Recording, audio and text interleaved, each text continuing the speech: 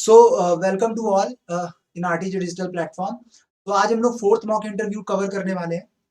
And fourth mock interview जो हमारा है ये कंप्लीटली हमारा लास्ट मॉक इंटरव्यू होगा उन सारे बच्चों के लिए जिनका इंटरव्यू 20 से लेकर 25 के बीच में है। और इस इंटरव्यू में मैं आज बताने वाला हूं सबको कि क्या प्रॉब्लम्स या क्या फेस करना पड़ा है उन सारे स्टूडेंट्स को जिन्होंने अभी इंटरव्यू दे दिया है, जिनका 14 और 15 को इंटरव्यू हुआ था। सो उन लोगों ने क्या प्रॉब्लम फेस करी, क्या उन्होंने देखा, किस तरह का इंटरव्यू है, उसके सारे उस चीजों के बारे में मैं डिस्कशन करूंगा सभी के साथ। इसके साथ साथ आज का जो इंटरव्यू है वो भी हम लोग कंटिन्यू, ठीक है ना। सो एक बात मैं सभी लोगों को बता दूं, जो सबसे अच्छी बात है कि जब हम हमारा बाद में इंटरव्यू होता है तो फायदा ये होता है कि पुराने वाले से पूछे, भाई तुमसे क्या पूछा गया था, क्या पूछा गया था, ये होता है कि नहीं होता है। तो आज हम लोगों को यही समझ में आएगा कि 14th और 15th को जो इंटरव्यू कंडक्ट हो चुका है उसमें क्या चीजें ऐसी रही हैं जो हमारे इंटरव्यू से डिफरेंट है और हमें उसके हिसाब से क्या चेंज करना चाहिए, समझ गए कि नहीं। तो ये सारी बातें हम लोग आज करेंगे, ठीक है। तो पहली जरूरी बात मैं सब लोगों से कहूं कि जैसा कि मैंने अभी बच्चों से बात किया तो मुझे पता चला कि वहां पर ऐसा कुछ भी अभी नहीं हुआ है। ये पैनल पैनल पर डिपेंड कर रहा है। 5 से 6 मेंबर पैनल का मेंबर है पर स्टूडेंट के साथ में, जिसमें एक लेडीज मेंबर है, एक फीमेल मेंबर है और साथ ही साथ में और सारे के सारे जो है वो मेल मेंबर्स होंगे, पैनल मेंबर, ठीक है। तो 6 लोगों का पैनल मेंबर है, ये चीज पता चली है। और उस 6 पैनल मेंबर में पहला जो सबसे बड़ा प्रॉब्लम जो हम लोगों ने सोचा था कि वो 5 सब्जेक्ट्स पूछेंगे आपसे कि अपने बारे में अपने 5 सब्जेक्ट्स बताओ, फेवरेट 5 सब्जेक्ट जिससे क्वेश्चन वो पुटअप करेंगे। ऐसा बार्क में चूंकि होता है तो हमारा भी ये प्रोडिक्शन था कि एनएफसी में भी ऐसा होना चाहिए, है ना। तो जिन स्टूडेंट से हमारी बात हुई है, जो हमारे बैच से सिलेक्टेड हैं स्टूडेंट, उन लोगों से जो बात हुआ मेरा, सो उनका ये कहना है कि सर ऐसा कुछ भी नहीं था कि पैनल मेंबर हमसे पूछ रहे हो कि 5 सब्जेक्ट बताओ और मैं उन्हीं से क्वेश्चन पूछूं। वो रैंडम किसी भी सब्जेक्ट से क्वेश्चन पूछ ले रहे हैं। तो ये एक बड़ा पार्ट है जो कि कहीं ना कहीं पूरे मैकेनिकल इंजीनियरिंग के लेकर ही पूछा जा सकता है, ठीक है ना। तो हम लोग अपनी तरफ से इस चीज को जो हम लोग कंटिन्यू कर रहे थे कि जो फेवरेट सब्जेक्ट्स हैं वो अपनी तरफ से बताने हैं आपको, तो ज्यादातर लोग थर्मल ले रहे थे। बट मैं यहाँ पर एक बात कहूंगा कि 100 और 80% का जो रेशियो है, तो अगर थर्मल सेक्शन की बात करें तो वो 80% ऑलरेडी इंपॉर्टेंट सब्जेक्ट है। तो अगर आपने अपने फेवरेट सब्जेक्ट में से शामिल किया है तो ये बात बिल्कुल सही है कि उससे वो क्वेश्चन पूछेंगे ही पूछेंगे, समझ गए ना मेरी बात को।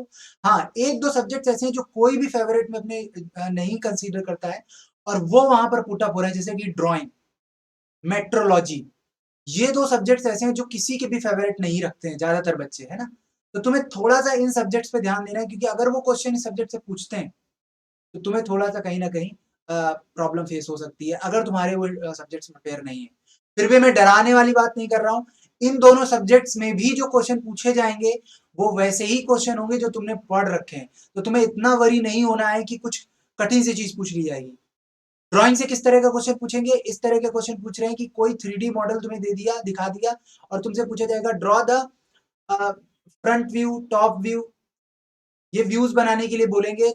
अब जो भी प्रोजेक्शन तुम्हें दे दे, थर्ड एंगल प्रोजेक्शन या फर्स्ट एंगल प्रोजेक्शन, उसके जरिए तुम्हें केवल केवल व्यूज, ड्राइंग पे रिलेटेड जो क्वेश्चन तुमसे पूछे जाएंगे वो इस तरह के होंगे। और मेट्रोलॉजी पर जितने भी तरह की तुमने जो डिवाइसेस पढ़ी थी, तरह तरह के जो माइक्रोमीटर्स पढ़े, वर्नियर कैलिपर पढ़ा, उसका लीस्ट काउंट क्या होता है, ये सारी चीजें तुम्हें जो मेजरिंग इंस्ट्रूमेंट्स हैं उन सभी के बारे में डिटेल्स में तुम्हें क्या करना है, पढ़ना है, ठीक है ना। क्योंकि जितने भी मेजरिंग इंस्ट्रूमेंट्स है इनसे क्वेश्चंस मेट्रोलॉजी में बनेगा। लिमिट में क्या डिफरेंस है, टॉलरेंस में क्या डिफरेंस है, कितने टाइप का टॉलरेंस होता है, ये सब कुछ तुम्हें थोड़ा सा अपनी तरफ से तैयार करके जाना है। गेज कितने टाइप के होते हैं, रिंग गेज क्या होता है, प्लग गेज क्या होता है, इनके बारे में तुम्हें पढ़ के जाना है। तो इन सब चीजों को थोड़ा सा अच्छे से तैयार कर लेना है सब लोगों को, किनका क्या एप्लीकेशन है। अगर ये वो सब्जेक्ट्स हैं जो तुम्हारे फेवरेट नहीं है और वो पूछ लिए गए, क्योंकि 14 और 15 के इंटरव्यू में ऐसा हुआ है कि जो जो हम लोग फेवरेट अपनी तरफ से वो सब्जेक्ट्स नहीं पूछ रहे हैं, वो अपनी तरफ से ही पूछ ले रहे हैं कि भाई ड्राइंग से ये क्वेश्चन का तुम्हें आंसर देना है। और एक बड़ा पार्ट यहाँ पर ये पता चला है हमें कि इंटरव्यू वाले पार्ट में जो हम इंट्रोडक्शन अपना देते हैं, बात बहुत ज्यादा डिटेल में नहीं इंट्रोडक्शन पूछ रहे, बस नाम पूछा और उसके बाद सीधे क्वेश्चन डिस्कशन स्टार्ट, ठीक है ना। तो जैसे हम लोगों ने तुम्हें बताया था कि प्रॉपर इंट्रो अपना तैयार करके जाना है, तो यहाँ पर फिर से एक कॉन्फ्लिक्ट है। कि जिस बच्चे से मेरी बात हुई है, जो बच्चे हमारे सेलेक्ट हुए हैं, उनके सामने कौन सा पैनल मेंबर है, क्योंकि एक ही पैनल सारे बच्चों से क्वेश्चन नहीं पूछ रहे हैं, ऐसे 6-6 लोगों के 3-4 पैनल बनाए गए हैं। समझ गए ना मेरी बात को? क्लियर हो रहा है सबको? तो अभी मान लो पैनल ए पे कोई स्टूडेंट गया और पैनल बी पे कोई दूसरा स्टूडेंट गया, तो दोनों पैनल का क्वेश्चन पूछने का तरीका, चीजें बिल्कुल अलग हैं। ऐसा नहीं कि सारे लोग एक ही तरीके से पूछ रहे हैं। किसी पैनल में फेवरेट सब्जेक्ट भी पूछे जा सकते हैं, और किसी पैनल में, जिससे मेरी बात हुई है जिस बच्चे से, उसके पैनल मेंबर ने उससे फेवरेट सब्जेक्ट नहीं पूछे थे, डायरेक्टली केवल नाम पूछा और बस सीधे क्वेश्चंस के बारे में पूछा। एक यहाँ पर और बात मैं तुमसे ऐड करना चाहूंगा कि जो किसी भी वर्किंग डिपार्टमेंट में काम कर रहा है, या कोई तुम्हारे पास एक्सपीरियंस है किसी चीज का, और अगर तुमने वहां पर बताया वो चीज, तो तुम पर उससे क्वेश्चंस पूछे ही जाएंगे, ये 100% श्योर। ठीक है ना? और उनसे क्वेश्चन जो पूछे जाएंगे, तो तुमसे फिर किसी भी तरह का क्वेश्चन पूछा जा सकता है उस पर्टिकुलर बैकग्राउंड से, जिस बैकग्राउंड से तुम बिलोंग करते हो। तो अगर तुम अपने बैकग्राउंड को डिस्क्लोज करते हो वहां पर, तो तुम्हें फिर उसके लिए रेडी भी रहना चाहिए कि तुम्हारे उससे डिपेंडेंट क्वेश्चंस आने ही आने वाले हैं, है ना? तो यहाँ दो तरह के लोग हो सकते हैं, या एक जॉब पर्सन, और एक ने कोई हायर क्वालिफिकेशन कर रखी है, कोई जॉब वगैरह में नहीं, ओनली प्रिपरेशन में। ठीक है ना?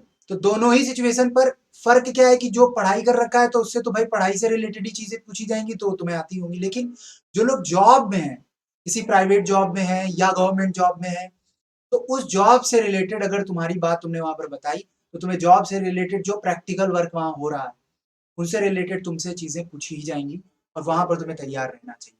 है ना?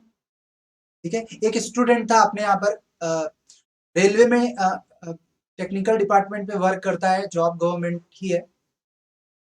उससे रेलवे से रिलेटेड चीजें पूछी गई, जैसे कि तुमने पढ़ा होगा मशीन डिजाइन में साफ्ट वाला केस पढ़ते हैं, जिसमें दो कंडीशंस दी जाती हैं कि व्हील और इनसाइड और आउटसाइड दो तरह से हम लोग अरेंज करते हैं, है ना? याद है सब लोगों को? पढ़ा होगा सब लोगों ने, जब सपोर्ट रिएक्शंस वगैरह निकाला जाता है, बेंडिंग मोमेंट मैक्सिमम कहाँ होता है, दो तरह के केस पढ़ाए जाते हैं। तुमने लोकोमोटिव में दो केस पढ़े होंगे, इनर और आउटर व्हील सिस्टम, है ना? पढ़ा है कि नहीं पढ़ा सबने? तो वो वाली सिचुएशन के लिए उन्होंने शियर फोर्स डायग्राम और बेंडिंग मोमेंट डायग्राम बनाने के लिए क्वेश्चन पूछ लिया उनसे। तो कहने का मतलब है, और भी बहुत क्वेश्चन जो रेलवे से रिलेटेड थे, तो रेलवे डिपार्टमेंट में वर्क था उनका, तो रेलवे डिपार्टमेंट से रिलेटेड क्वेश्चंस पूछे गए। तो आप जिस भी डिपार्टमेंट में वर्क कर रहे हो, उस डिपार्टमेंट के जो क्वेश्चंस है प्रॉपरली तैयार रख के जाने हैं। अब तैयार रखने जाने का मतलब क्या है? क्या क्या पढ़ोगे भाई? जो तुम्हें आता है वही तो बता पाओगे ना। तो इसके लिए पैनिक नहीं होना है, पहली बात समझ गए? पैनिक नहीं होना, अरे अब क्या पूछ लिया जाएगा, अब हम क्या कर पाएंगे? कुछ नहीं, तुम्हारा काम है, जो तुम्हें आता है तो वो आता ही है, उसके लिए तुम कुछ भी कोशिश कर लो। अब हम खुद सोचें अपने आप को कि हमें क्या आता है, जरा हम आज कॉपी पे लिख के दिखाएं हमें क्या क्या आता है। कॉपी पे लिख ही नहीं पाओगे तुम्हें क्या आता है, समझ गए ना? क्योंकि जो तुम्हें आता है वो इस जगह स्टोर है कि उसको तुम मतलब रिकॉल नहीं कर सकते हो, समझ गए ना? पहली बात। दूसरी, तुम्हें अपनी तरफ से क्या प्रिपेयर करना है कि जिस बैकग्राउंड में तुम काम कर रहे हो, वो क्या काम है, क्या ऑर्गेनाइजेशन है, कहाँ है, किस तरह की ब्रांचेस हैं, किस कब स्टेब्लिश हुआ, कौन चेयरमैन है, क्या वर्किंग है, समझ गए ना? ये सब चीजें तुम्हें क्या करनी है, जो तुम नहीं जानते हो इसके बारे में तुम पढ़ सकते हो, एक्स्ट्रा नॉलेज इनहेंसमेंट के लिए, जिस डिपार्टमेंट में तुम काम कर रहे हो उससे रिलेटेड। समझ गए ना सभी लोग? तो इस बात को तुम अपने अंदर इनहेंस करना। और जो भी तुम्हारी थ्योरीज है वो सब्जेक्ट, जैसे कि अब तुम पावर प्लांट वाले कंपनी में वर्क करते हो और तुम पावर प्लांट सब्जेक्ट भी है तुम्हारा, तो ऑब्वियसली उस कंपनी के वर्क कल्चर को तुम्हारे सब्जेक्ट के साथ कनेक्ट करके ही वो पूछेंगे, पूछेंगे कि नहीं? तो वहां पर तुम्हारा सब्जेक्ट प्रिपेयर होना जरूरी है। बातें हमें पता चली, और एक और बात ये पता चली हमें कि कुछ पैनल मेंबर मैथ से भी क्वेश्चन पूछ रहे हैं, मतलब मैथ से भी रिलेटेड चीजें कुछ पूछ रहे हैं। अभी ये तो मुझे नहीं थोड़ा सा क्लियर हो पाया कि मैथ से क्या पूछ रहे हैं। तो मैथ से मुझे नहीं लगता है कि कुछ चीजें ऐसी कुछ होंगी जो बहुत ही कठिन सा पूछेंगे। अब ये मुझे क्वेश्चन डिस्क्लोज नहीं हुआ है, बट इतना मुझे पता चला था कि मैथ से रिलेटेड भी कुछ क्वेश्चंस पूछ रहे हैं। तो मैथ से रिलेटेड क्या पूछ रहे होंगे? अब इसरो का तुमने पेपर दिया है, तुम जानते हो उसमें मैथ के किस तरह के क्वेश्चन आते हैं, तो थोड़ा उस तरह का। एक लास्ट पॉइंट ये है कि जो क्वेश्चन पूछने का उनका अप्रोच है, वो थोड़ा सा क्वेश्चन बेसिस ही है। जैसे हम मल्टीपल चॉइस टाइप क्वेश्चंस करते हैं, उसी तरह का उनका अप्रोच है क्वेश्चंस का। तो तुम अगर जैसे कि मॉक टाइप टेस्ट दे रहे हैं, वैसे ही तुम्हारा वो इंटरव्यू ले रहे हैं, समझ गए ना? ये चीज।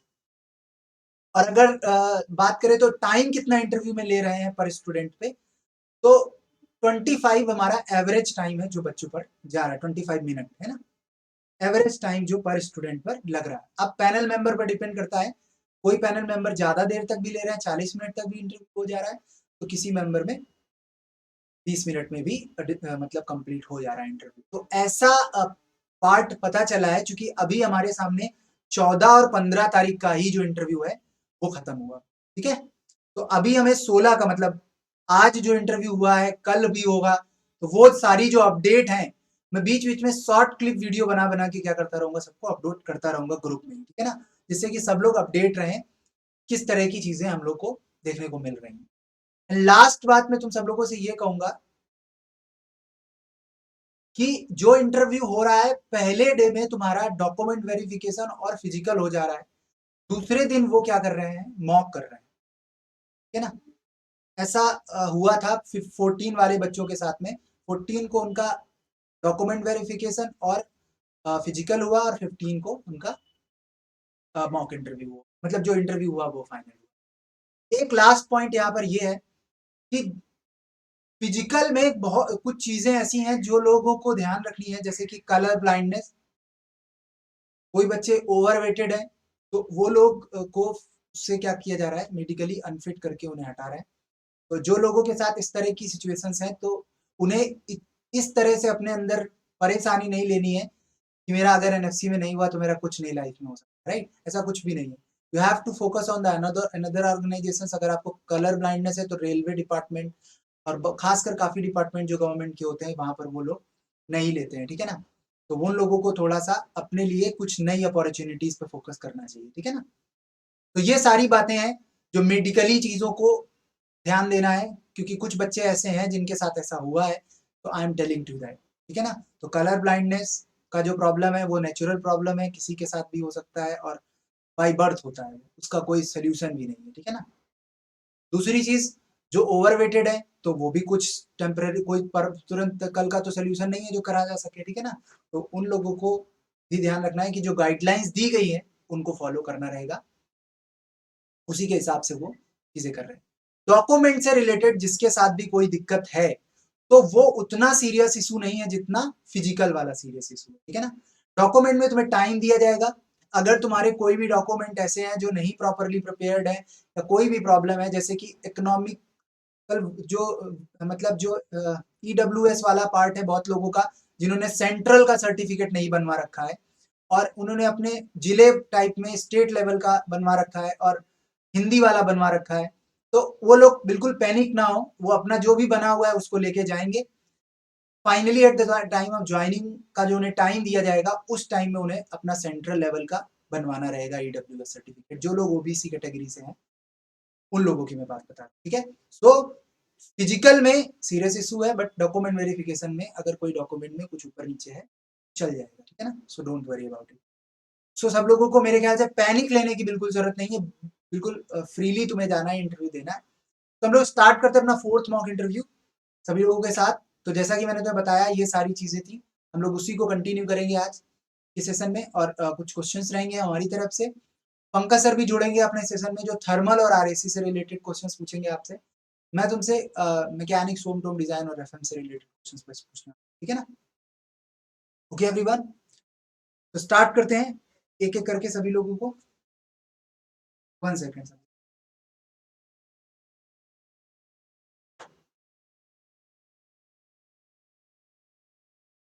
तो Ankit is there, Diwakar, Aman and जगत।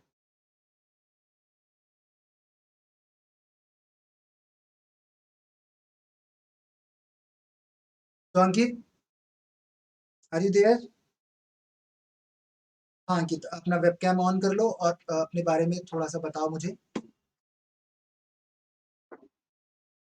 Good morning, all panel members. My name is Kumar. I am अंकित आपका वेबकैम ऑन नहीं है। Hello, sir. वेबकैम अपना ऑन करो। On is sir. Camera on. नहीं, हमें दिख नहीं रहा है इधर से, फेस कैम ऑफ है। हाँ अभी सही। Yes, sir. हाँ बिल्कुल, और लाउडली बोलना है सभी को। Okay, sir. Good morning, panel members. My name is Nitish Kumar. I belongs to historical and spiritual district of Bihar is known as the Buxar. I completed the matriculation in 2013 and completed it in 2016. I am completed diploma from diploma in mechanical engineering from BKNS Raj Kishore Narayan Singh Government Polytechnic 2019. My other name is Sudarshan, the Pune Education Department, Government of Bihar. Aim toward the fascinated and loyal toward my job. I am proficient in my core subject. I love and listening the music. I am likely. I am and crack. I tried to crack and my dream. My dream is to be a part of premium organization. That's all from my side. Thank you. Okay Ankit, intro part में थोड़ा सा पिछली बार से तुम्हारा improvement है, right? तो कहीं ना कहीं इंट्रो पार्ट में थोड़ा सा ध्यान देना है कि हमें थोड़ा सा लाउडली रखना है चीज़ों को, है ना? थोड़ा सा वहाँ पर आवाज़ आनी चाहिए और उसके साथ-साथ बीच में कोशिश यही करनी है कि एक फ्लुएंसी में अपना तुम इंट्रो दो, राइट? समझ गए थोड़ा-सा अंकित? Okay. 1-2 बातों का यहाँ ध्यान देना है तुम्हें और बहुत ज़्यादा डिटेल में चीज़ें बताने की ज़रूरत नहीं, जैसे कि एक बात तुमने बोली कि हमारे पापा इरिगेशन डिपार्टमेंट में हैं, ठीक है ना? तो अगर ये वर्ड हम बोलते हैं तो कहीं न कहीं वो चीज़ें वहाँ से लिंक अप कर सकते हैं। तो तुम्हें थोड़ा-सा यहाँ पर अपने बारे में ही बताना है, क्या फैमिली करती है इससे कोई भी हमें लेना-देना नहीं है अपने इंट्रोडक्शन पार्ट में, ठीक है ना? तो इंटरव्यू वाले जो इंट्रोडक्शन पार्ट होगा वहाँ पर अपनी फैमिली से रिलेटेड चीज़ें नहीं डिस्क्लोज़ करनी है, केवल अपने बारे में बताना है और कब क्या किया है ये चीज़ें और हमारी क्या अपनी स्पेशलिटीज़ हैं, वो तो ज़रूरी है बताना, हर आदमी को अपनी स्पेशलिटीज़ बतानी चाहिए। तो what is the best in you, right? तो वो बताना सबसे ज़्यादा ज़रूरी है। वो बात बहुत अच्छी है कि हाँ, मैं बहुत ही ज़्यादा लॉयल हूँ अपने काम में और बहुत ही ज़्यादा वर्कोहॉलिक पर्सन हूँ कि मतलब जो भी चीज़ मुझे दी जाती है, मैं उसको प्रॉपर्ली ईमानदारी के साथ अच्छे से निभाता हूँ, ठीक है ना? So this is the good thing, right? So अच्छा लगा अंकित आपका इंटरव्यू, बहुत अच्छा लगा इंट्रोडक्शन। मुझे बताना आपके कौन से सब्जेक्ट्स ऐसे हैं जिस पर आप ज़्यादा अच्छे हो? क्योंकि मैं इसी पैटर्न को फॉलो करूँगा। अपने फेवरेट सब्जेक्ट्स के बारे में मुझे बताओ। Thermodynamics, okay, basic thermodynamics, okay, IC engine, IC engine, refrigeration and air conditioning, okay, fluid mechanics, और कोई सब्जेक्ट? material science.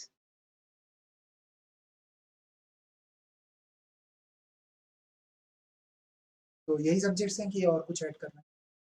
और ऐड कर सकते हैं बट ठीक है, एक सब्जेक्ट ज़्यादा देने से बेहतर है कि ओके, ओके, नो इश्यू। सो बफर कौन सब्जेक्ट जो है बफर सब्जेक्ट में रखे हुए हैं। बिल्कुल, बेहतरीन है। जो अपने फेवरेट सब्जेक्ट्स हैं, तो आपके जो सबसे अच्छे सब्जेक्ट्स हैं, वो आपको पहले ही बताने हैं, ठीक है ना? चलो अभी मिलते हैं अंकित आपसे। Diwakar, yes sir. Open your webcam and introduce yourself.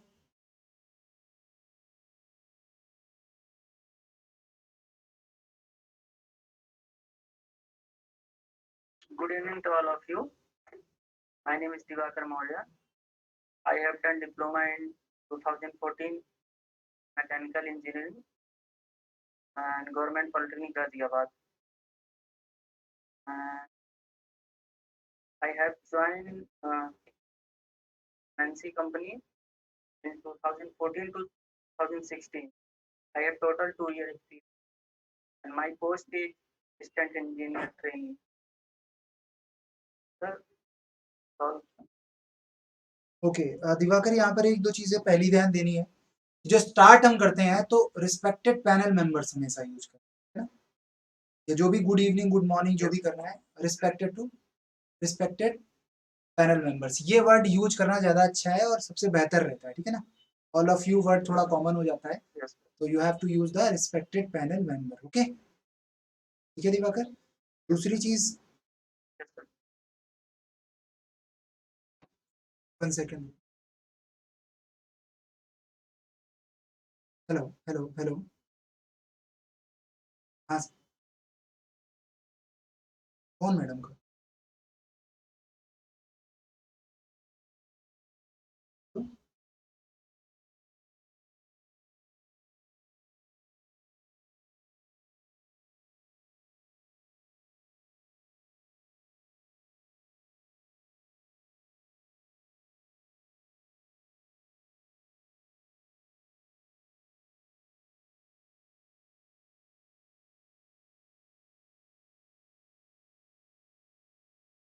आपने ऐप इंस्टॉल किया था क्या?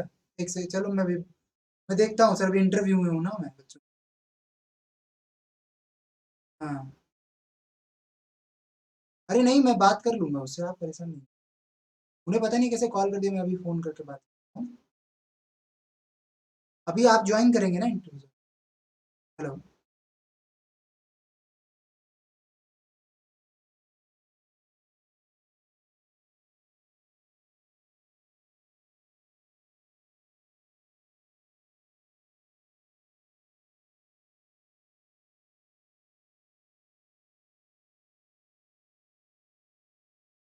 अरे सर वो अभी जॉइन करेंगे ना इंटरव्यू?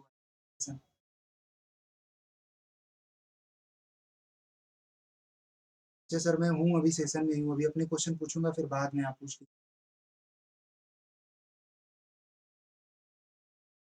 हाँ, अरे सर मोबाइल से ऐसे ही आ जाइएगा थोड़ा सा, मतलब उजाले में आके।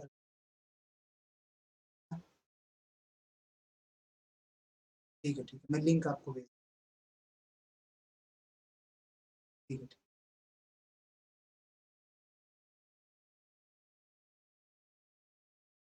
ओके, मेरी वॉइस आ रही है? Yes, sir. हाँ, एक्चुअली पंकज सर का फ़ोन आया था, तो पंकज सर अभी सेशन में जॉइन हो रहे हैं धीरे से। सो दिवाकर, मैंने जो बात बताई कि अपना जो तुम्हारा वर्किंग पार्ट था वहाँ पर एमएनसी वाला जो पार्ट है, तो वो जब बोलोगे तो याद रखना कि वो तुमसे तुरंत एक क्वेश्चन पूछेंगे कि किस कंपनी में वर्क कर रहे हैं, ठीक है ना? तो उसके बारे में फिर Yes, तुम्हें sir. रेडी रखना है अपनी चीज़ें, ठीक है ना? और सारी चीज़ें Okay, अच्छी sir. थी, कोई इश्यू नहीं है, ठीक है? ठीक दिवाकर, है सर. हाँ, तो थोड़ा-सा एनर्जी वाला पार्ट अपना मजबूत करो। एनर्जी थोड़ा-सा इंट्रो पार्ट में एनर्जी का होना बहुत ज़रूरी है, ठीक है ना? समझ Yes, गए? sir. चलो, अपने फेवरेट सब्जेक्ट्स बताना दिवाकर क्या हैं, जो तैयार किए हैं आपने? Sir is strength of material, हाँ, hydraulic machine, हाँ, IC engine. सर फिलहाल अभी चलो ठीक है, कोई दिक्कत नहीं है। अमन, मेरी वॉइस आ रही है अमन आपके पास? माइक्रोफ़ोन अपना ऑन करो। इंट्रोड्यूस योरसेल्फ अमन।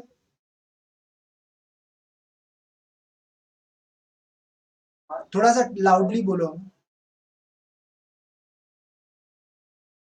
अमन कुमार. और पास में माइक्रोफ़ोन रखो क्योंकि वॉइस प्रॉपर नहीं आ रहा है तेज़ से।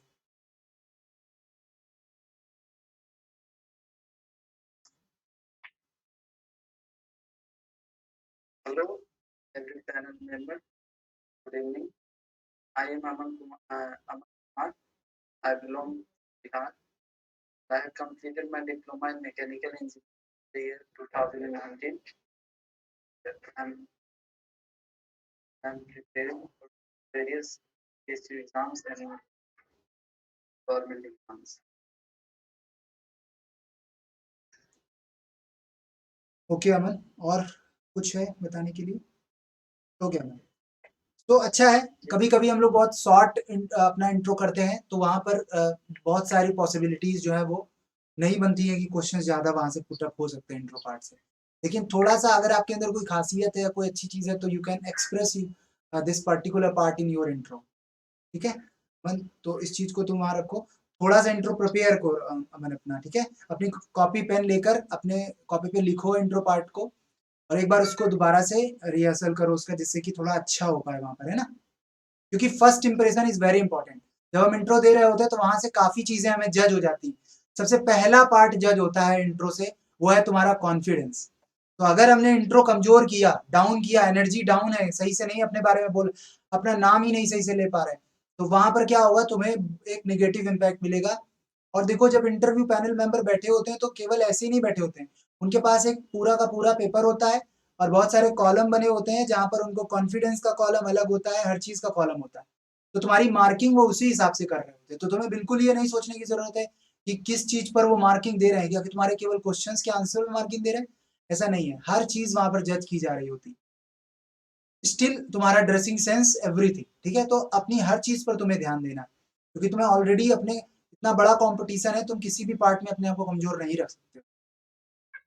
तो इंट्रो पार्ट में कॉन्फिडेंस, एनर्जी, अपने नाम को बोलने में प्रॉपर प्रोनाउंसिएशन यूज करना है, अच्छे से बोलना है उसको, कुछ भी जल्दी में नहीं बोलना है। सरनेम है तो प्रॉपर नाम लो, और जो भी तुम्हारा क्वालिफिकेशन है, जो भी चीजें, उसको प्रॉपर वे में एक्सप्लेन करो।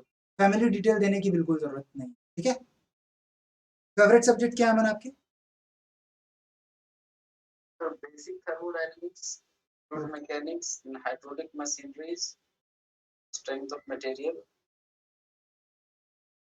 power plant engineering. Okay Aman, thank you. अभी क्वेश्चन पूछते हैं सभी लोगों से। Jagat, are you there? Okay Jagat, how are you? Sir, I'm doing good. Tell me about Can yourself. I start, sir? Yes, you can. Good afternoon to the respected panel members. My name is Jagat Kumar. I finished my diploma in Government Polytechnic, Nandipatnam, which is located at Andhra Pradesh, 2006, with a 77%. And coming to my B.Tech, I finished my Bachelor of Technology in Mechanical Engineering at T.V. Institute of Technology, which is located at Vijayawada, in Andhra Pradesh. And coming to my technical skills, I have done my training, like industrial training in Vizag station, and basically I belong to Visakhapatnam, which is a coastal market in Andhra Pradesh, having a good historical and physical background. And coming to my skills and abilities, I'm very much interested, and I'm very much interested in learning of a new, and I'm having adaptability, conflict resolution, decision making, and testimony, and time management.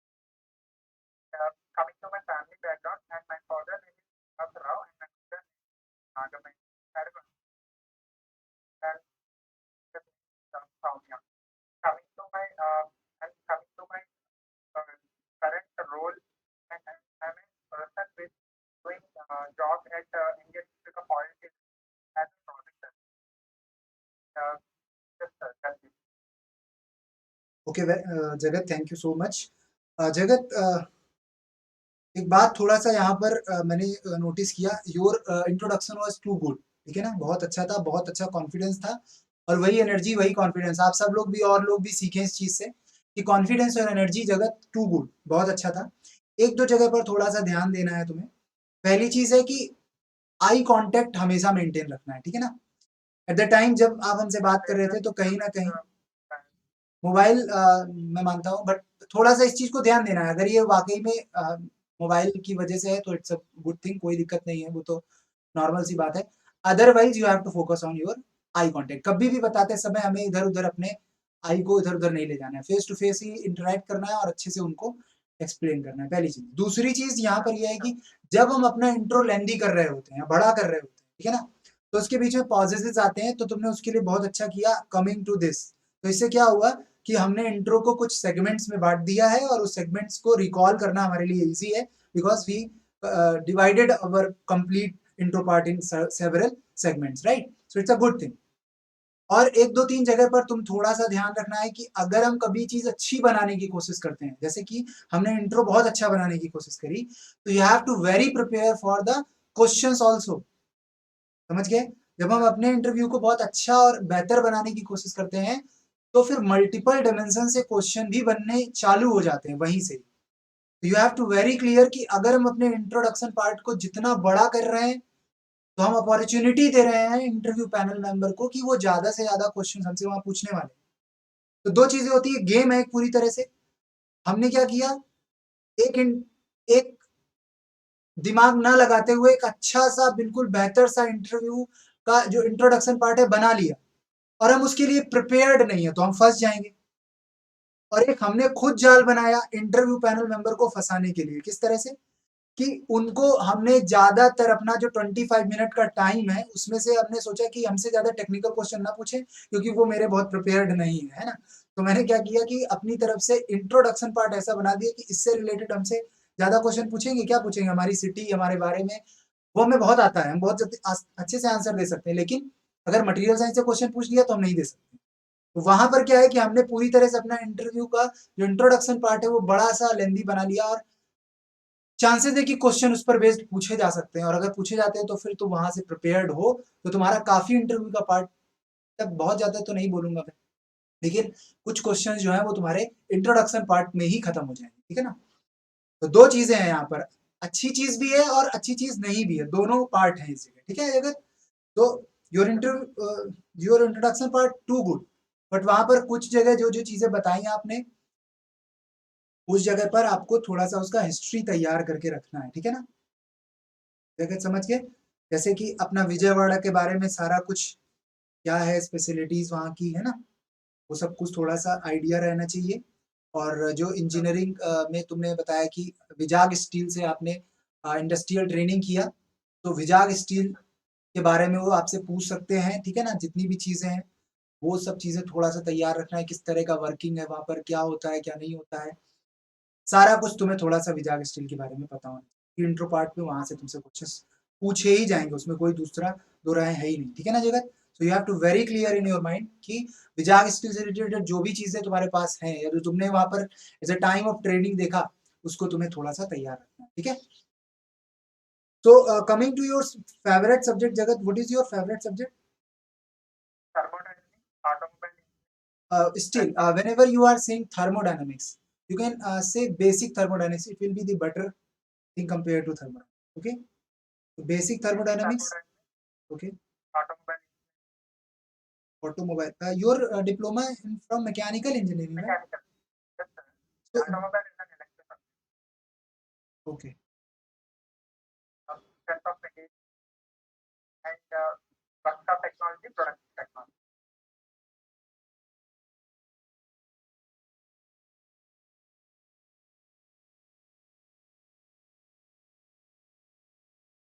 Okay जगत, thank you so much. अभी आते ही questions पर हम लोग बात करेंगे। Rahul, Yes, sir. Rahul, you got your mail at the 5 p.m. Yes, sir. तो कैसे लेट हो गए? सर मैं अभी देखा। अच्छा, ओके, टाइमिंग का थोड़ा सा ध्यान रखना है ना, because it is very important.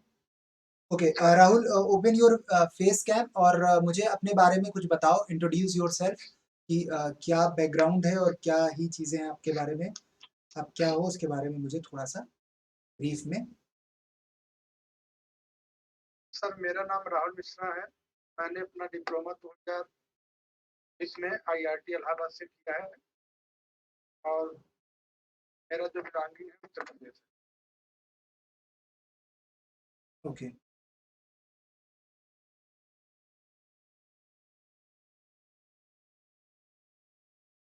Rahul, यहाँ पर थोड़ा सा इंट्रोडक्शन पार्ट में तुमने मेहनत की है कोई, इससे पहले थोड़ा सा प्रिपेयर किया, कुछ कंटेंट लिखा कॉपी पे अपने इंट्रोडक्शन में, क्या बोलना रहेगा क्या नहीं, ऐसा कुछ बनाया है अभी पहले से? नहीं सर। ओके राहुल, इस जगह पर थोड़ा सा काम करना पड़ेगा तुम्हें। ऐसे समझो कि अगर हम कोई युद्ध लड़ने जा रहे हैं और अगर हम उसकी तैयारी नहीं करेंगे, अच्छा बताओ हम लोग ये मॉक इंटरव्यू क्यों कर रहे हैं भाई, क्या इससे हमारा सिलेक्शन होने वाला है?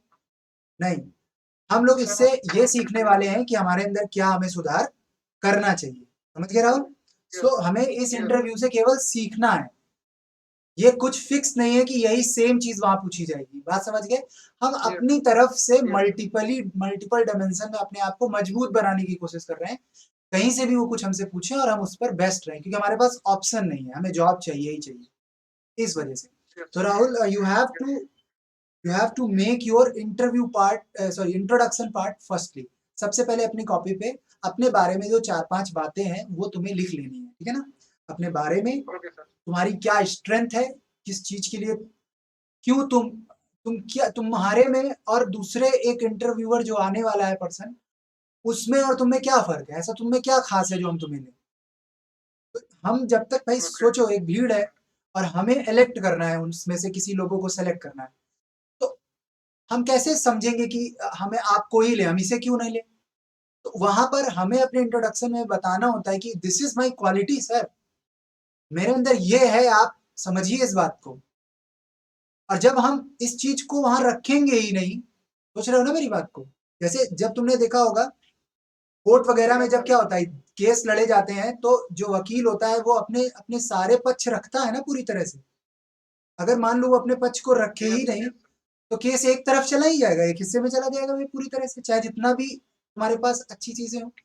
सो फर्स्ट ऑफ ऑल हमें अपने इंट्रोडक्शन पार्ट में करना क्या है कि ज़्यादा से ज़्यादा उसको पहले से प्रिपेयर्ड करके रखना है। जैसे कि एक जगह मैंने अभी राहुल आपके इंट्रोडक्शन में एक चीज़ महसूस करी कि आपने बोला कि कुछ लास्ट में एक वर्ड बोला था, इनफॉर्मल सा था वो, है जी करके कुछ इस इनफॉर्मल था कि आईआईटी से और फिर उत्तर प्रदेश से हैं, ऐसा कुछ करके कुछ बोला था, मैंने नोटिस नहीं किया बट वहाँ पर एक जगह इनफॉर्मल लगा मुझे। हाँ, क्या चीज़? मैं बिलोंगिंग हाँ, ऐसे कुछ करके। तो यहाँ पर थोड़ा-सा इनफॉर्मल था ये, तो इसको ऐसा नहीं है Rahul, it is not the way of explaining each and everything. ये अच्छी चीज़ है, ये आप हमें बता सकते हो, अपने दोस्त को बता सकते हो, है ना? अपने फैमिली मेंबर में और किसी को भी बता सकते हो, लेकिन हम लोगों से कहीं ज़्यादा अलग है न्यू इंटरव्यू के जो पैनल मेंबर हैं, है ना? तो हमें उनके साथ फॉर्मल वे में बात करनी है, ठीक है ना? बात समझ गए सभी लोग? तो हमें वो फॉर्मल वे में, हमने आज तक तो बात की नहीं कभी किसी से, ना तो कॉलेज में हमें कभी बात करना सिखाया गया, ना कोई पर्सनैलिटी डेवलपमेंट कराया गया, तो हमारे अंदर वो क्वालिटी होती ही नहीं। तो इस वजह से वो चीज़ें कहीं न कहीं गैप है। तो you have to fill this gap, write down your about yourself in your copy, अपने बारे में लिखो और प्रॉपर अच्छे से कि किसी को हम बताएँगे तो अच्छा लगना चाहिए, ठीक है ना? और अब क्या लिखना है उसमें, अपने बारे में, तुम्हारी अंदर क्या तुम्हारी मजबूत है या क्या तुम्हारी स्ट्रेंथ है वो बतानी है, और इसके साथ में तुम्हारा अपना खुद का बैकग्राउंड क्या है, कहाँ से तुमने पढ़ाई की, और इसके अलावा इससे कहीं पर भी ट्रेनिंग वगैरह कर रखा है तो तुम उसे बताना चाहते हो तो इट्स अ गुड थिंग, नहीं तो तुम छोटा ही रखो। अगर तुम ज़्यादा अच्छे नहीं हो अपने इंट्रोडक्शन पार्ट में, ज़्यादा बोलने में अच्छे नहीं हो, नेचर होता है सबका, कुछ लोग बोलने में बहुत अच्छे होते हैं, फ्रिक्वेंट होते हैं, तो जल्दी अपना इंट्रोडक्शन कर लेते हैं। जो नहीं हो तो छोटा रखो उसको, ठीक है ना? मगर उतना रखो कि वो बेहतर हो, बस उतना छोटा हो, बस बेहतर हो। ठीक है राहुल? तो ये ध्यान देना है थोड़ा-सा। और राहुल, अपने फ़ेवरेट सब्जेक्ट्स के बारे में बताओ जो आपने अपने इस मैकेनिकल इंजीनियरिंग में पढ़ा है तो? सर मेरा जो फेवरेट सब्जेक्ट आ रहा है fluid mechanics, hydraulic machine, basic thermodynamic, thermal power plant, IC engine.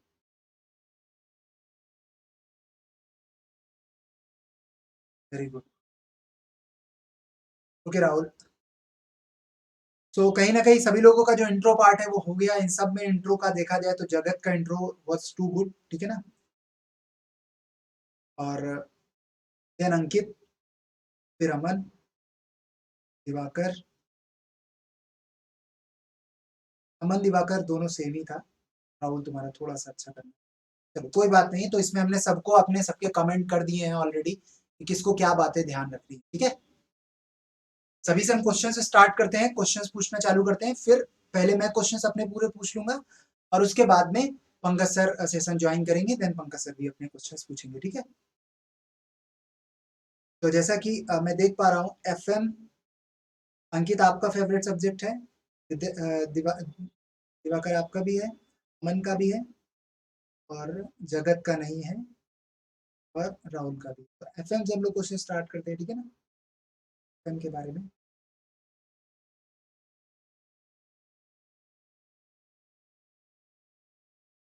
तो एफएम में एक चीज़ सब लोगों ने पढ़ी होगी, एक क्वेश्चन एफएम में बहुत ज़्यादा कॉमन सा पूछा जाता है, थोड़ा-सा ध्यान रखना है कि फ्लूइड मैकेनिक्स से क्वेश्चंस जो पूछे जाएँगे, किसी भी तरह के अच्छे से क्वेश्चन पूछे जा सकते हैं, बट जो क्वेश्चन मैं पूछने वाला हूँ उसको थोड़ा-सा सुनना भी लो। एफएम में सब लोगों ने एक टर्म पढ़ा होगा, न्यूटोनियन फ्लूइड और नॉन न्यूटोनियन। हमने पढ़ा है, यस और नो? न्यूटोनियन और नॉन न्यूटोनियन फ्लूइड में मुझे ये बताना है सभी लोगों को कि जो न्यूटोनियन फ्लूइड होते हैं, अगर न्यूटोनियन फ्लूइड की विस्कोसिटी के बारे में बात किया जाए, इसके बारे में विस्कोसिटी अगर हम टाइम के रिस्पेक्ट में देखें तो क्या होती है, बढ़ती है या घटती है या कांस्टेंट रहती है, या और कोई तुम्हारी तरफ से कोई व्यू है? जिसे पूछे वही बताएगा पहले। तो Rahul, what is your view regarding to this? Viscosity of Newtonian fluid.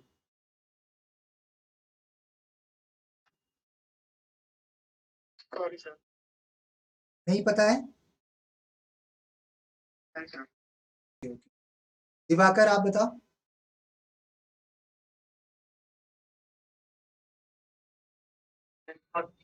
हाँ, विस्कोसिटी बढ़ती है। बढ़ती है, मतलब जैसे जैसे टाइम बढ़ाते जाएंगे विस्कोसिटी इंक्रीज करता जाएगा, है ना? ओके, अमन आप बताओ जरा। Yes. टाइम बढ़ाते Newtonian, जाएंगे। हाँ, in the case of Newtonian fluid, I think viscosity remains constant. why? And why? Because of its slope, straight line. Slope is a straight line. What is a straight line? It's a basically representation of various points on any plot, generally x and y, in which in the x coordinate there is a rate of shear strain is represented, and in the y coordinate shear stress is represented. Okay. And that straight line passes through origin. I'm talking about Newtonian. Okay, Aman, क्या Newtonian fluid का कोई example दे सकते हो कि कौन से ऐसे fluids हैं जो न्यूटोनियन फ्लूइड होते हैं? Exam. ऐसा कहीं देखा है, कहीं हमने बस केवल पढ़ा ही है कि न्यूटोनियन नॉन न्यूटोनियन, कभी महसूस नहीं किया No, उसको? sir. कोई Sorry, sir. I'm not. कोई बात है। अंकित, क्या ये सही बता रहे हैं कि न्यूटोनियन फ्लूइड कह रहे हैं कि विस्कोसिटी कांस्टेंट है, और दिवाकर कह रहा है कि विस्कोसिटी बढ़ती है? आपका क्या व्यू है इसमें? अंकित, आवाज बहुत धीमी आ रही है, माइक्रोफोन को पास रखो अपने।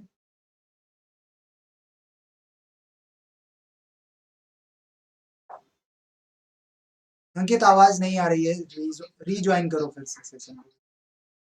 आवाज आ नहीं रही है। हाँ, अभी आई, बोलो बोलो।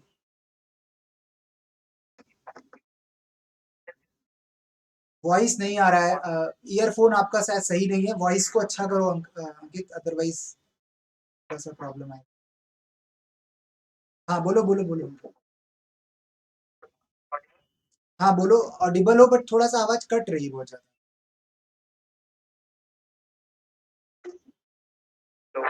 हाँ बोलो।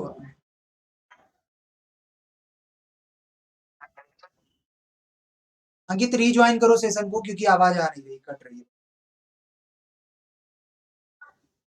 जगत, आपके पास इसका क्या, इस क्वेश्चन का आंसर दे सकते हो?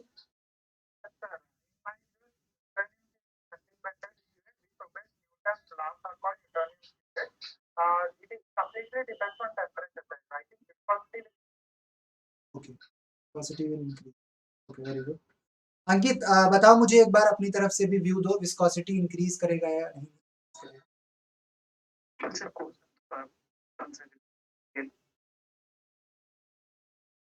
मैं ये कह रहा हूँ कि viscosity of Newtonian fluid increases, decreases और constant?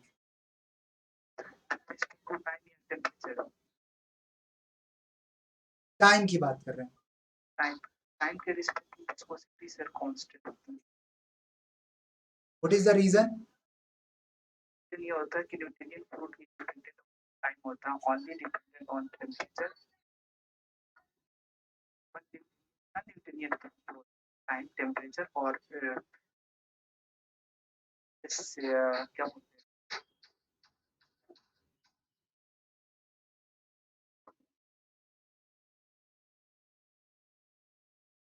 only non-Newtonian of time and temperature, but Newtonian fluid only depends upon the temperature, not time. Okay okay, very good. तो कहीं ना कहीं यहाँ पर सब लोगों के व्यूज को सुनने के बाद क्या अंकित इसके बारे में पता है कि ऐसा कौन सा फ्लूइड होता है जो न्यूटोनियन होता है? कोई एग्जांपल पता है न्यूटोनियन? बिल्कुल सर, न्यूटोनियन वो होता है जैसे मेरा वाटर हो गया। ओके, और कोई वाटर जो वाटर के अलावा? और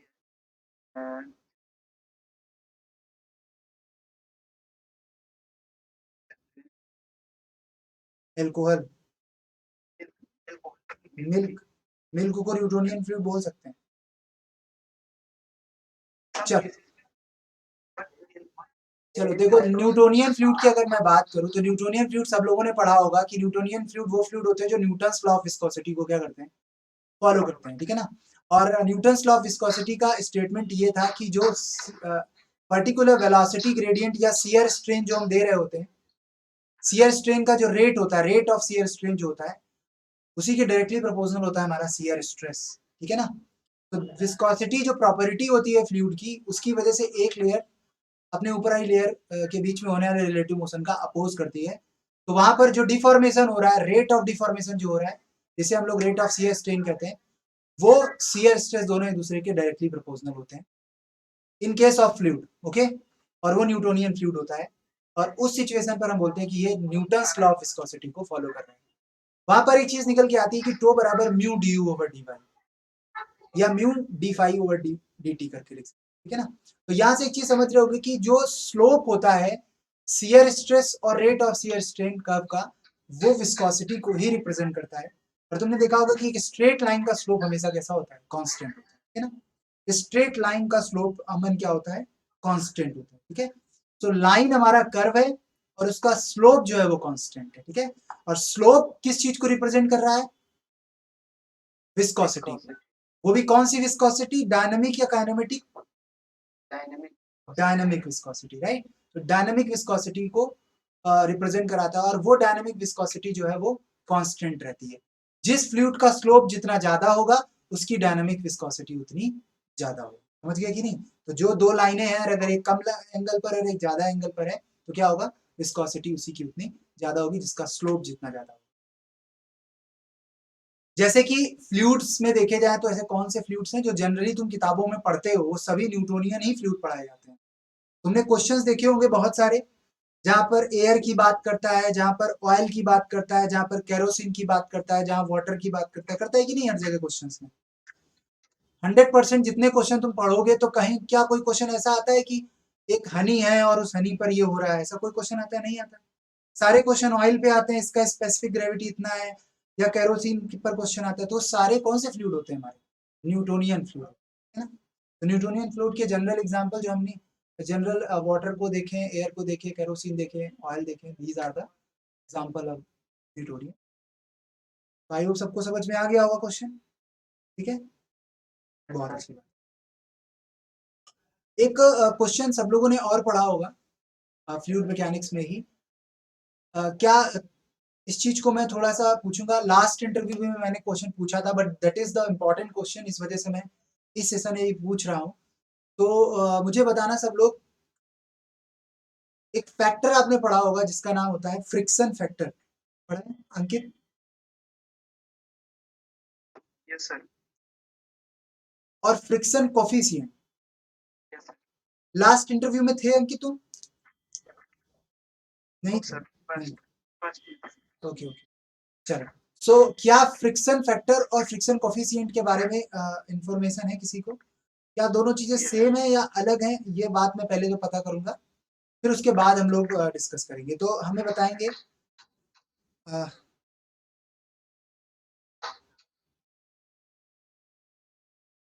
क्या नाम था, दिवाकर, फ्रिक्शन फैक्टर और फ्रिक्शन कोफिशिएंट में क्या डिफरेंस?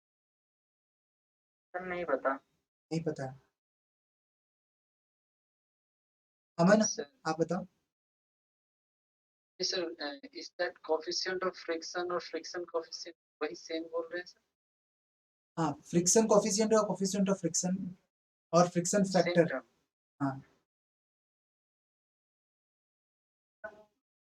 कोफिशिएंट तो फ्रीक्वेंटली सॉलिड में देखा जाता है और number somebody tends to move that अच्छा, ये क्वेश्चन फ्लूइड मैकेनिक्स का है कि नहीं है, ये सॉलिड्स का है?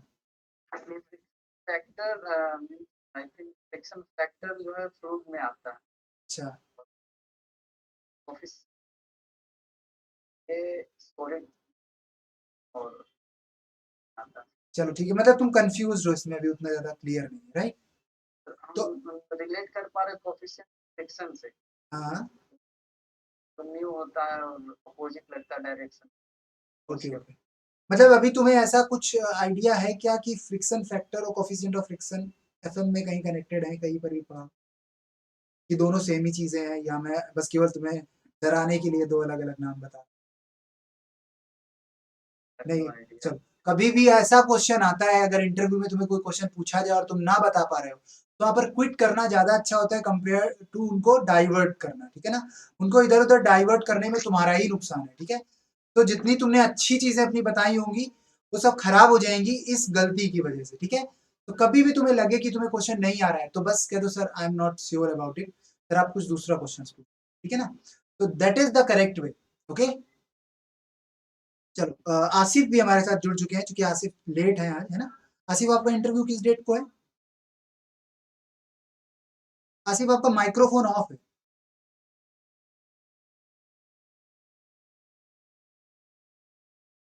वहां पर देखो एक माइक सा आइकन बना होगा, उस पर क्लिक करो तो ऑन हो जाएगा।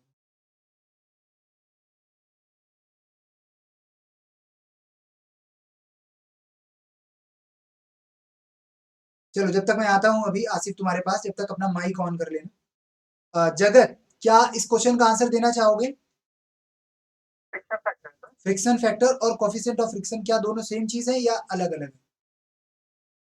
friction factor is nothing but it's the loss of pressure due to the friction developed between the fluid and the walls of the pipe. Okay, And coefficient of friction is like a particular factor to consider that the friction, like a loss of pressure, calculate the difference, like loss of pressure has in a particular industry or other equipment.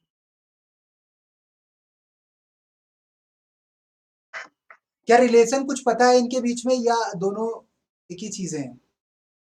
Friction factor 4 times of coefficient of friction होता है हाँ, वही दोनों same चीज होती है। No, sir, actually they are Asif बताओ, Asif, you अभी तुम इंटरव्यू में हो, ठीक है ना? ऐसे वहां हंसोगे तो हो गया तुम्हारा काम, ठीक है? तो अभी सब लोगों को घर से बाहर कर दो, कह दो कि अभी मैं बहुत सीरियस मिशन में गया हुआ हूँ, है ना? चलो आसिफ बताओ मुझे, फ्रिक्शन फैक्टर और कोफिशिएंट ऑफ फ्रिक्शन में क्या डिफरेंस है? Friction factor 4 times of coefficient of friction friction factor 4 times of coefficient of friction होता है। अच्छा, अंकित, yes, क्या सही कह रहे हैं ये? yes, the friction factor is the 4 times of the coefficient of friction factor. Okay, very good. तो फ्रिक्शन फैक्टर जो है वो क्या है? 4 times of coefficient of friction होता है, ये बात ध्यान देना, ठीक है? सेकेंड नाम फ्रिक्शन फैक्टर का जो सेकेंड नाम है उसको स्क्रीन फैक्टर बोलते हैं। हाँ, फ्रिक्शन फैक्टर का क्या नाम होता है?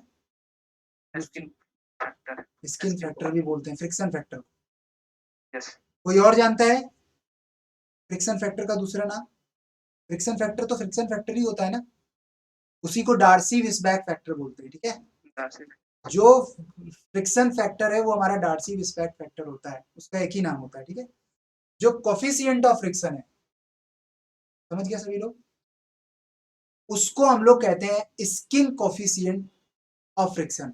दो नाम होते हैं, कोफिशिएंट ऑफ फ्रिक्शन का दूसरा नाम होता है स्किन फ्रिक्शन कोफिशिएंट। समझ गए ना सभी लोग? क्लियर है? फ्रिक्शन कोफिशिएंट का दूसरा नाम क्या है? Skin friction coefficient. और फैक्टर पॉइंट ऑफ व्यू से उसका एक दूसरा नाम होता है जिसे हम बोलते हैं फैनिंग फैक्टर। क्या कहते हैं? FANNING, fanning factor. तो फैक्टर फैक्टर दोनों हो गए। अब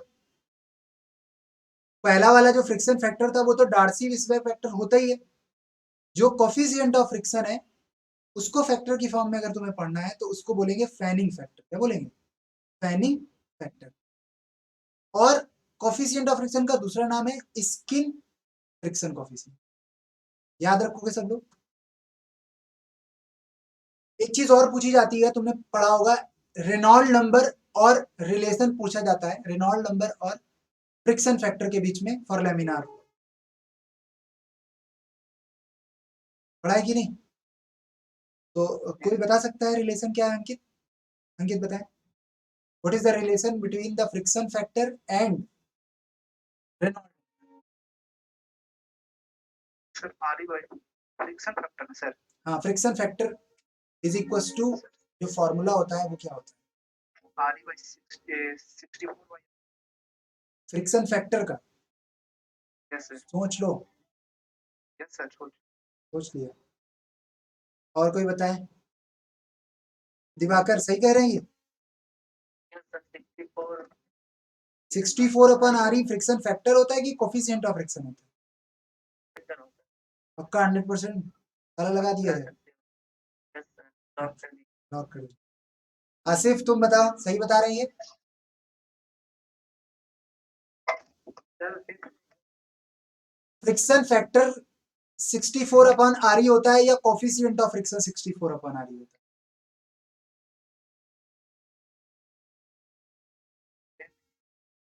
क्लियर नहीं है, कंफ्यूजन है। हाँ बताओ। I think friction factor no friction coefficient होता है 0.079 upon R to power 1/4। Laminar flow की बात कर रहे हो बेटा, टर्बुलेंट कहा तुम जा रहे हो? टर्बुलेंट में ये सब चीजें होती है ना इस तरह की। मैं लैमिनार फ्लो की बात। लेमिनार 3/r 16 बाई आ रही या 64 बाई आ रही? वही फ्रिक्शन कोफिशिएंट होता है, फिर 4 टाइम्स कर बाय आर। कुल मिलाकर फाइनली ये चीज समझ में आनी चाहिए कि 64 अपान आर क्या होगा, फ्रिक्शन फैक्टर होगा, और कोफिशिएंट ऑफ फ्रिक्शन क्या होगा, 16 बाई आर। ठीक है, तो अगर तुम्हें ये रिलेशन पहला वाला क्लियर है, कौन सा? Friction factor 4 times coefficient of friction होता है, तो तुम इस वाली चीज में कंफ्यूज नहीं होगे। और अगर वो चीज तुम्हारी क्लियर नहीं है तो फिर तुम इसमें हम कंफ्यूज हो ही जाओगे। नहीं होगे तो इंटरव्यू पैनल मेंबर तुम्हें कर देंगे, है ना? जैसे मैं अभी कर रहा हूँ कि नहीं सब लोगों को, है ना? ऐसे ही वो भी वहां पर तुम्हें करेंगे। तो कभी कभी क्या होता है, हमें आती हुई चीज और हम गलत कर देते हैं। तो इस तरह के जो क्वेश्चन होते हैं, में थोड़ा सा तुम्हें क्या करना है, ध्यान रखना है। ठीक है ना? तो बहुत अच्छी बात है। क्या मैं सही था ना सर? हाँ तुम सही थे अंकित। तो एक क्वेश्चन और बताना सभी लोग थोड़ा सा। एक चीज सब लोग बताएंगे क्वेश्चन में। सब लोगों ने काइनेमेटिक्स पढ़ा होगा। काइनेमेटिक्स में तुम्हें दो चीजें पढ़ाई जाती हैं। एक जो फ्लूइड पार्टिकल का एक्सीलरेशन होता है, ठीक है ना, फ्लूइड पार्टिकल का एक्सीलरेशन होता है, और एक सॉलिड बॉडी का जो एक्सीलरेशन होता है और फ्लूइड पार्टिकल का एक्सीलरेशन होता है, उसमें क्या डिफरेंस है? कोई सॉलिड बॉडी चल रही है और एक कोई फ्लूइड पार्टिकल स्ट्रीम लाइन पे चल रहा है, उन दोनों के एक्सीलरेशन में क्या फर्क है? Ankit? Sorry sir, I don't think. अच्छा, नहीं पता है। अमन? दिवाकर? क्वेश्चन ये है कि एक सॉलिड बॉडी है, ठीक है ना, और वो किसी एक्सीलरेशन से चल रही है, और एक फ्लूइड पार्टिकल है जो फ्लूइड फ्लो में भी चल रहा है किसी स्ट्रीम लाइन के अलावा। तो तुम बताओ उन दोनों के एक्सीलरेशन में क्या डिफरेंस है? वो दोनों एक्सीलरेशन एक दूसरे से किस तरह से अलग हैं, किस चीज से अलग है? क्या दोनों ही चीजें सेम है? दोनों तरह के एक्सीलरेशन का पढ़ाई एक ही जैसा है, या दोनों में कुछ डिफरेंस है? ऐसा कुछ पढ़ा हो तुम लोगों ने? सर ये सॉलिड स्टेट डिफॉर्मेशन होगा सर, अलग अलग तरह से आएंगे। I'm not talking about deformation because we are not going for the deformation. We are going for motion. Okay. Whenever we are talking about motion, there is no meaning of to discuss about the deformation. Okay, Diwakar? अभी हम motion की बात कर रहे हैं। हम ये कह रहे हैं कि एक फ्लूइड पार्टिकल चल रहा है और एक बॉडी चल रही है, दोनों के एक्सीलरेशंस का एक दूसरे से क्या डिफरेंस है या दोनों एक ही चीजें हैं? चलो, अमन भी नहीं बता पा रहे हैं। आशिफ तुम बताओ इसके बारे में कुछ आइडिया दो।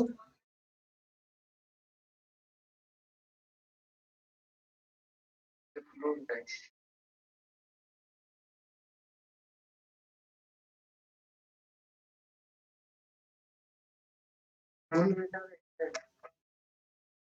सॉलिड वाले में ज्यादा हो। एक्सीलरेशन कम ज्यादा की बात नहीं करें, हम ये बात करें कि दोनों में क्या फर्क है, दोनों की चीजों में। जगत तुम बताना जरा। आसिफ कुछ क्लियर है, थोड़ा सा बताओ। एक एक छोटा सा पॉइंट है जो उसमें आता है, जो तुम लोग को थोड़ा सा याद हो। जगत Acceleration of fluid is comparatively more compared to solid because the friction factor is very much limited compared to solid.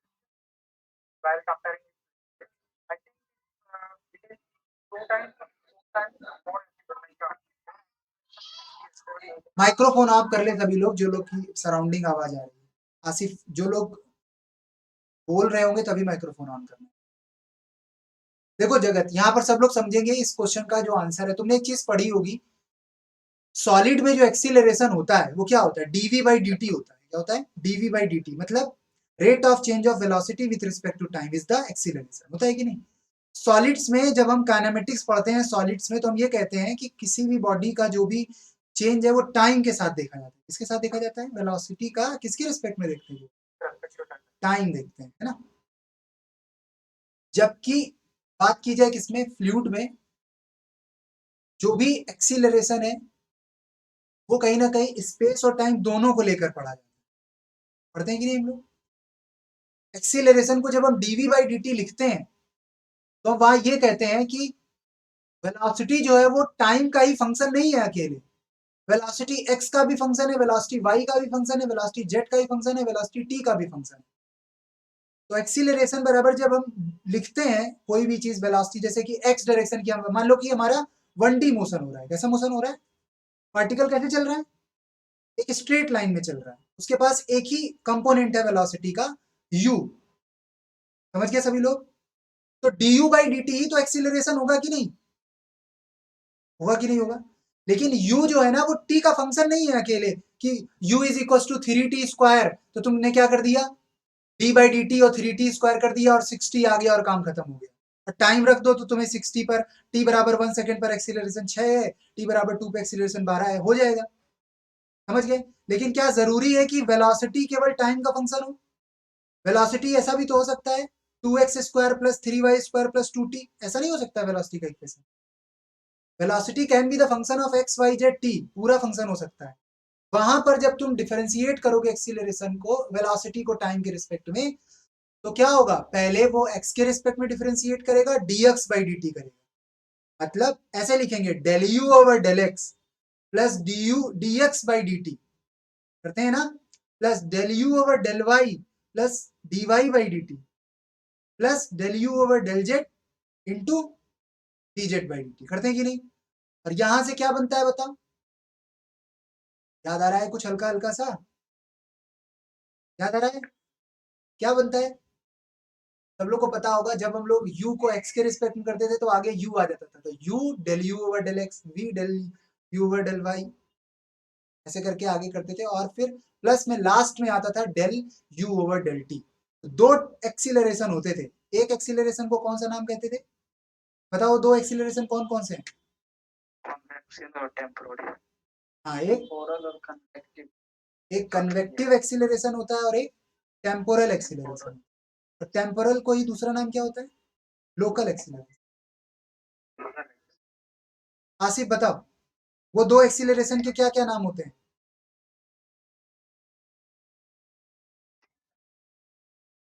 Space वाला एक्सीलरेशन कौन सा होता है जो स्पेस पे डिपेंड करता है?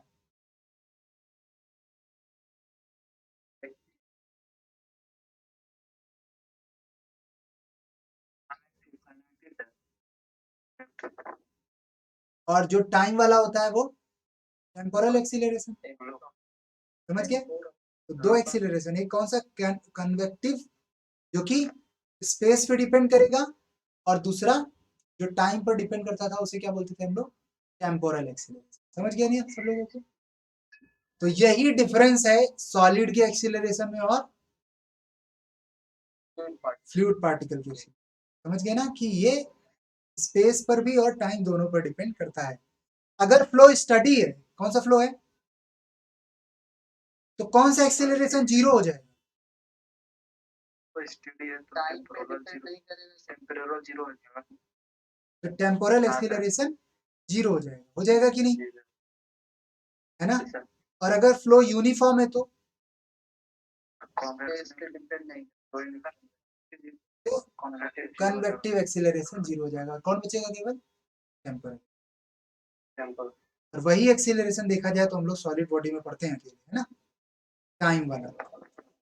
That is the difference between the solid body acceleration and fluid particle. आ गया होगा समझ में सब लोगों को? एक क्वेश्चन लास्ट लेक्चर मैंने पूछा था, ये बहुत ही अच्छा क्वेश्चन है। बाउंड्री लेयर जो तुमने पढ़ी होगी उसके अंदर जो फ्लूइड होता है वो किस टाइप का फ्लो होता है? बाउंड्री लेयर सब लोग पढ़े होंगे। बाउंड्री लेयर हर जगह, पाइप में भी बाउंड्री लेयर फ्लो पढ़ते हैं और प्लेट में भी बाउंड्री लेयर फ्लो पढ़ते हैं। बाउंड्री लेयर के अंदर जो फ्लो होता है, इनसाइड द बाउंड्री लेयर, वो फ्लो कौन सा होता है? उस फ्लो को क्या बोलते हैं? किस टाइप का फ्लो होता है? रोटेशनल या इररोटेशनल?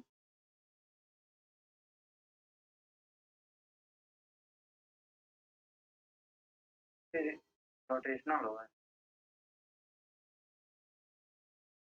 Diwakar, inside the boundary layer मतलब फ्लैट प्लेट पर अगर हम बाउंड्री लेयर बना रहे हैं तो बाउंड्री लेयर और फ्लैट प्लेट के बीच में जो जोन होगा उसके अंदर जो फ्लूइड फ्लो होगा वो रोटेशनल होगा या इररोटेशनल?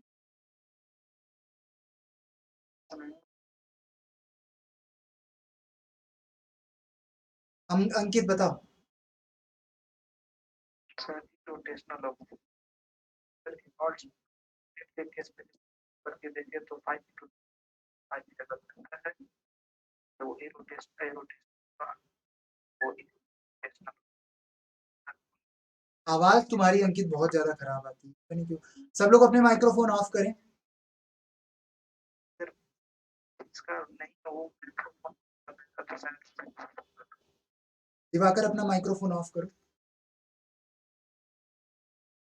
अब बोलो।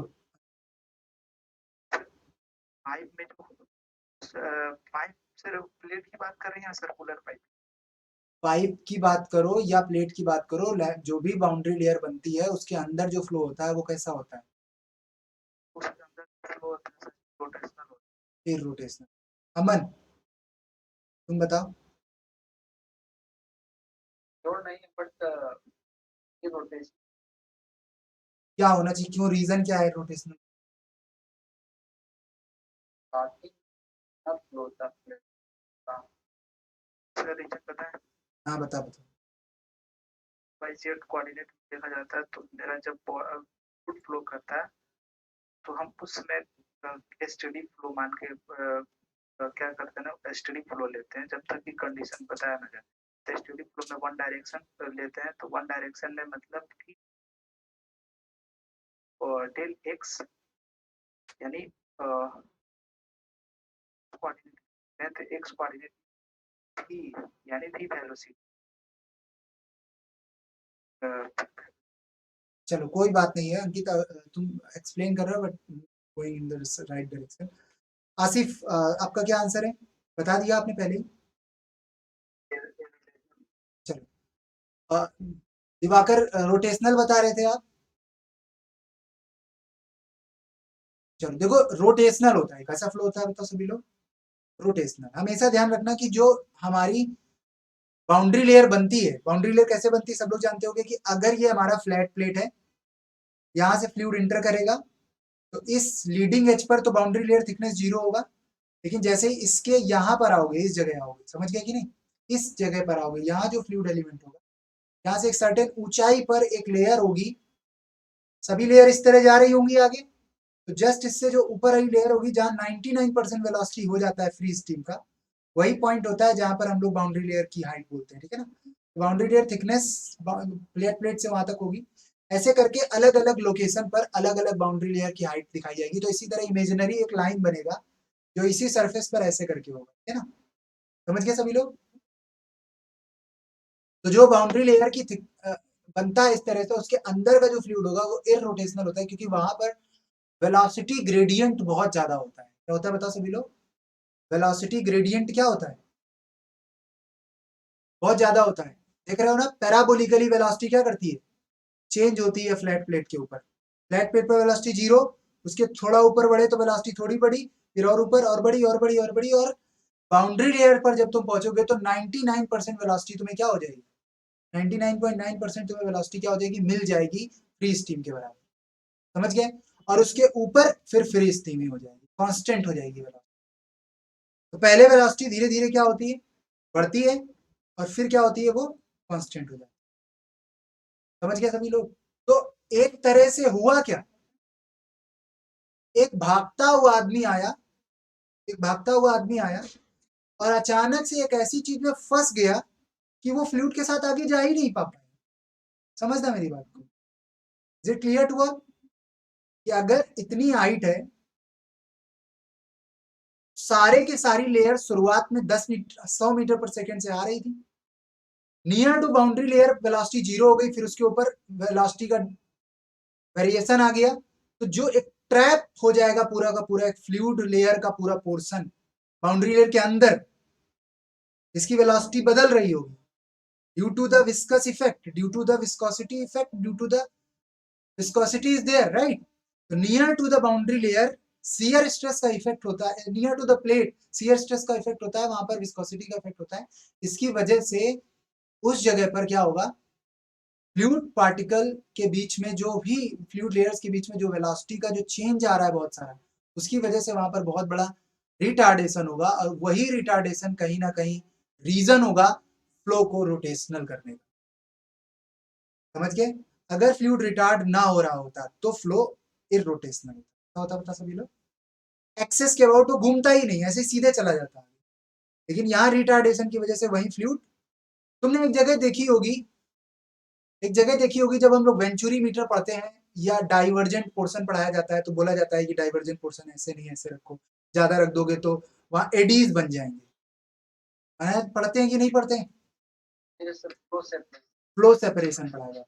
तो वो रीजन कहीं ना कहीं वहां पर फ्लूइड अपनी एक्सेस के अबाउट पार्टिकल रोटेट कर जाता है और आगे नहीं जा पाता है, वहीं पर ही सरफेस को छोड़ देता है फ्लूइड पार्टिकल,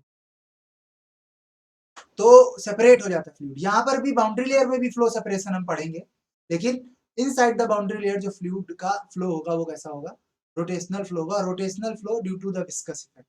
लेकिन बाउंड्री लेयर के ऊपर चले गए जहां वेलोसिटी कांस्टेंट है, वहां इररोटेशनल फ्लो होगा, और उस जगह पर तुम अपनी जो इक्वेशंस है, आयलर इक्वेशन ये सब लगा सकते हो, बर्नौली इक्वेशन लगा सकते हो, लेकिन जहां इररोटेशनल फ्लो होता है वहां पर आयलर और बर्नौली इक्वेशन नहीं लगती है। वहां पर कौन सी इक्वेशन लगती है, विस्कस फ्लूइड, जहां विस्कोसिटी होगा वहां पर कौन सा फ्लूइड फ्लो लगाएंगे, बता सभी लोग, कौन सा इक्वेशन लगाएंगे, नेवियर स्टोक्स इक्वेशन। पढ़ते हैं कि नहीं पढ़ते, दिवाकर सुना है नेवियर स्टोक के बारे में, हाँ, ये सारी चीजें। चलो एक क्वेश्चन सब लोग को करना है, एफएम से हटके कुछ स्ट्रेंथ ऑफ मटेरियल पर क्वेश्चन पूछते हैं, ठीक है ना, स्ट्रेंथ ऑफ मटेरियल सब लोग को बताना है। स्ट्रेंथ ऑफ मटेरियल में सब लोगों ने स्ट्रेंथ ऑफ मटेरियल में एक चीज पढ़ी होगी, प्रिंसिपल प्लेन के बारे में। तो सब लोग बताएं, प्रिंसिपल, आसिफ आपका कैमरा बहुत ज्यादा टिल्ट हो गया। प्रिंसिपल प्लेन जो है, प्रिंसिपल प्लेन पर नॉर्मल स्ट्रेस क्या होती है और शियर स्ट्रेस क्या होती है,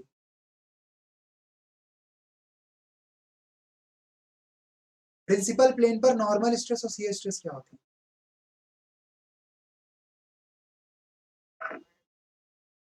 आसिफ। मैक्सिमम या मिनिमम क्या, और हियर स्ट्रेस जीरो हो जाए। अच्छा, अमन,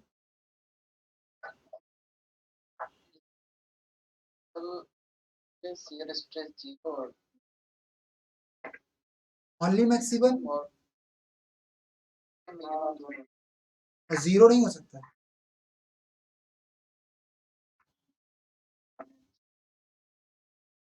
Shear stress प्रिंसिपल प्लेन पर नॉर्मल जीरो हो सकता है, शियर तो जीरो होता है, सब लोग जानते हैं, क्या नॉर्मल जीरो हो सकता है? yes, why not? Give me one example for that, एक एग्जांपल सर, बताओ यहाँ पर ऐसा हो। जब लोड ही नहीं लगाएंगे तो जब जीरो है तो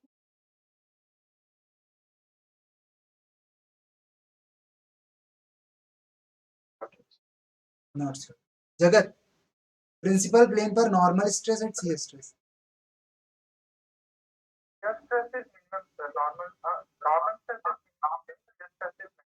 shear stress is maximum.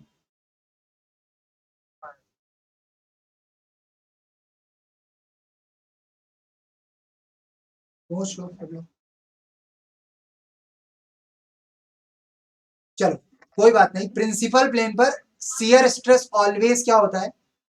Zero होता है, समझ गए? Always shear stress will be zero, but normal stress can be the maximum and can be the minimum, समझ गए कि नहीं?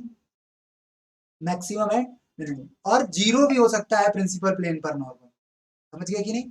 प्रिंसिपल प्लेन पर नॉर्मल जीरो भी हो सकता है, और वो जीरो होगा तो मिनिमम ही होगा, है ना? कैसे? जब हम किसी रॉड को खींच रहे होते हैं यूनिएक्सियली, अगर हम किसी चीज को खींच रहे हैं तो जो ये फेस है, इस फेस पर तो नॉर्मल प्रिंसिपल बन गया, लेकिन वाई फेस पर तो नॉर्मल है ही नहीं ना, वहां पर तो जीरो हो जाएगा। तो प्रिंसिपल प्लेन तो है तब भी वो, और नॉर्मल भी जीरो है, शियर भी जीरो है। ऐसा भी हो सकता है कि प्रिंसिपल प्लेन पर नॉर्मल और शियर दोनों भी जीरो हो सकते हैं, जैसे यूनिएक्सियल लोडिंग। आसिफ क्लियर है? अगर हम इसको पकड़ के यूं खींच रहे हैं तो इस वाले फेस पर सिग्मा एक्स आएगा और शियर नहीं आएगा, तो ये प्रिंसिपल प्लेन हो गया। और इसी के 90 डिग्री दूसरा प्रिंसिपल प्लेन होगा, और दूसरे प्रिंसिपल प्लेन पर हम कुछ लगा ही नहीं रहे हैं, ना नॉर्मल ना शियर, तो वो दोनों जीरो हो गए। समझ गए कि नहीं सभी लोग?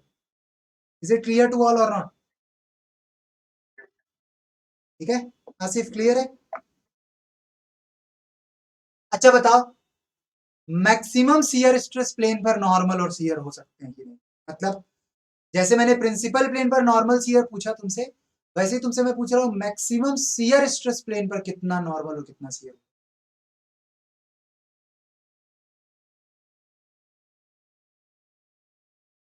बताओ अमन।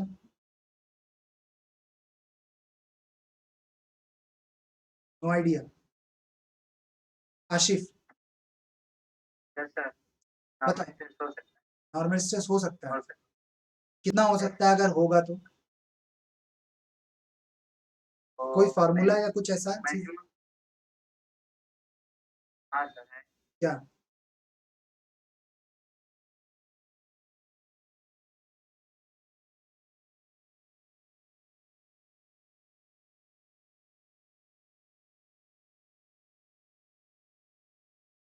नहीं याद है? तूने पढ़ा होगा कि मैक्सिमम शियर स्ट्रेस प्लेन पर शियर तो मैक्सिमम होती है, उसका फॉर्मूला भी जानते हो, root sigma x minus sigma y by two का whole square plus 2xy square, है ना? या रेडियस ऑफ मोहर सर्किल बोल सकते हो, कुछ भी बोल दो, है ना? लेकिन उस प्लेन पर नॉर्मल जीरो नहीं होता है, नॉर्मल कुछ ना कुछ होता है। जीरो होता है तो किसी कंडीशन में होता है, समझ गए कि नहीं? ठीक है, नॉर्मल कितना होता है? सिग्मा एक्स और सिग्मा वाई की एवरेज वैल्यू कितनी होती है? Sigma x plus sigma y by two कितना होता है बताओ normal? Maximum shear stress plane पर नॉर्मल कितना होता है? Sigma x plus sigma y by two. Is it clear Asif? और ये sigma x plus sigma y by two जो नॉर्मल शियर है वो जीरो हो सकता है अगर इनका सम जीरो हो जाए, सिग्मा एक्स और सिग्मा वाई। और ये दो ही कंडीशन में पॉसिबल है, या तो sigma x sigma y body पर लगे इक्वल अपोजिट हो, और या तो दोनों ही जीरो हो, या तो दोनों ही जीरो हो जाए। जैसे pure shear loading, pure shear loading एक ऐसा लोडिंग है जिसमें जिस प्लेन पर शियर मैक्सिमम है उस पर नॉर्मल जीरो है, और जिस प्लेन पर नॉर्मल मैक्सिमम है उस पर शियर जीरो है कि नहीं? शियर तो जीरो हो गई प्रिंसिपल प्लेन पर always, but shear stress plane पर नॉर्मल जीरो ऐसा कोई जरूरी नहीं। दो कंडीशन में जीरो होगा, या तो प्योर शियर होगा तो जीरो होगा, और या तो सिग्मा एक्स और सिग्मा वाई इक्वल और अपोजिट हो, जैसे इधर 10 लगाएं और इधर -10 लगाएं, तो जो मैक्सिमम शियर स्ट्रेस प्लेन होगा उस पर नॉर्मल क्या आने वाला? Zero. It clear? Principal plane के बीच एंगल 90 डिग्री होता है, ये भी सब लोग जानते ही हैं। क्लियर है सबको?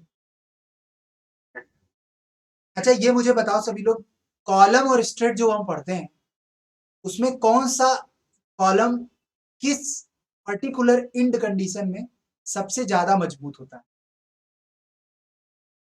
4 इंड कंडीशन होती है, both in hinge, both in fix, fixed free, fixed hinge.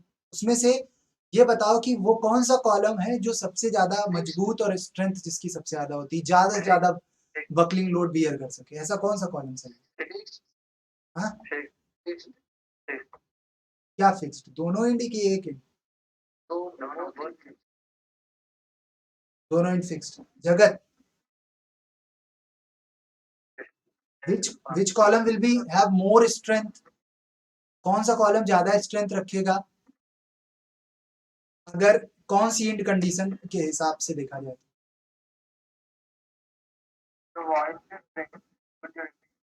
आवाज तुम्हारी जगत बहुत ज्यादा पता नहीं क्यों लेट हो रही। हाँ बोलो बोलो जगत।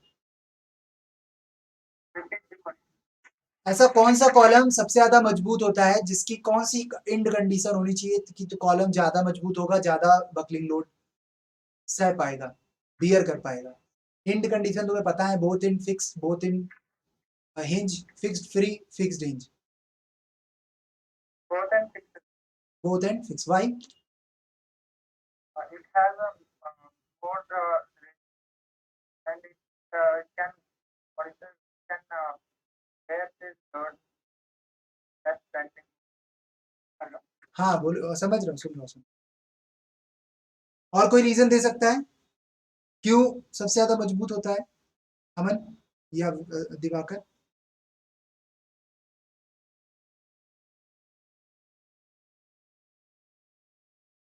Effective length is the length half. अच्छा वेरी गुड। देखो सबसे अच्छी बात जगत ने बोली कि दोनों एंड फिक्स होते हैं, तो रिजिडिटी जो होती है वो ज्यादा मिलती है, समझ गए? ज्यादा नहीं। और ये भी तुम कह सकते हो कि सर इफेक्टिव लेंथ जो है वो बहुत कम है। रिलेशन के जरिए भी तुम चाहो तो बता सकते हो, क्योंकि आयलर लोड उसका सबसे ज्यादा होता है। क्या होता है?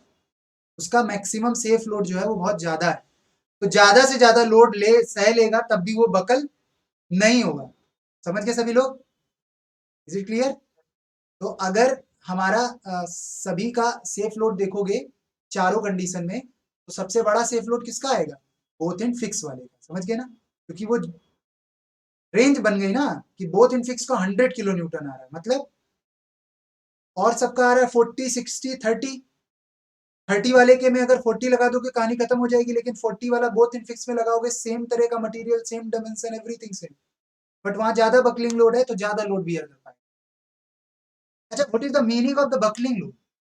बकलिंग लोड क्या होता है? कैसे डिफाइन करते हो कि हाँ ये लोड हमारा बकलिंग लोड होगा?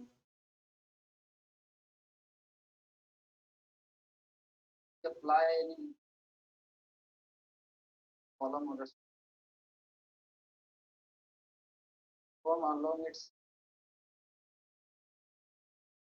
of axis of load vertically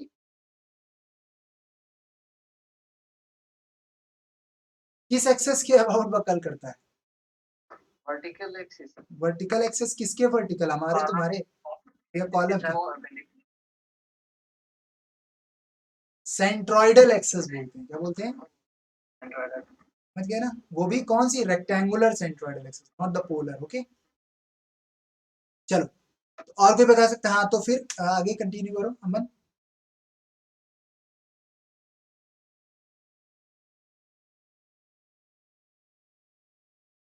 चलो अभी आते हैं तुम्हारे पास जगत।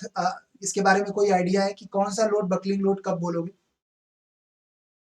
Buckling load is a rate of effective length to radius of gyration.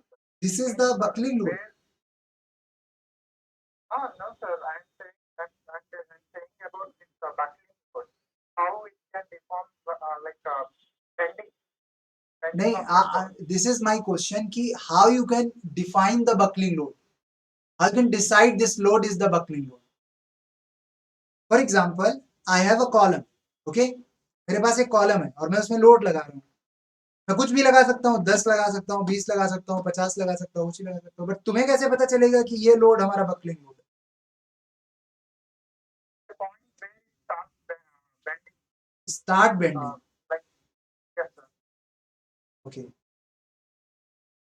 अच्छा, मैं कहूँ कि एक्स के अबाउट बंडलिंग हो जा रहा है, वाई के अबाउट नहीं हो रहा है, तो क्या वो लोड बकलिंग लोड बोला जा सकता है?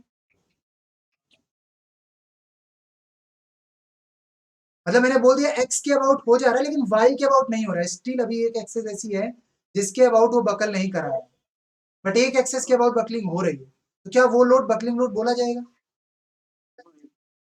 बेंडिंग बेंड करेगा इससे।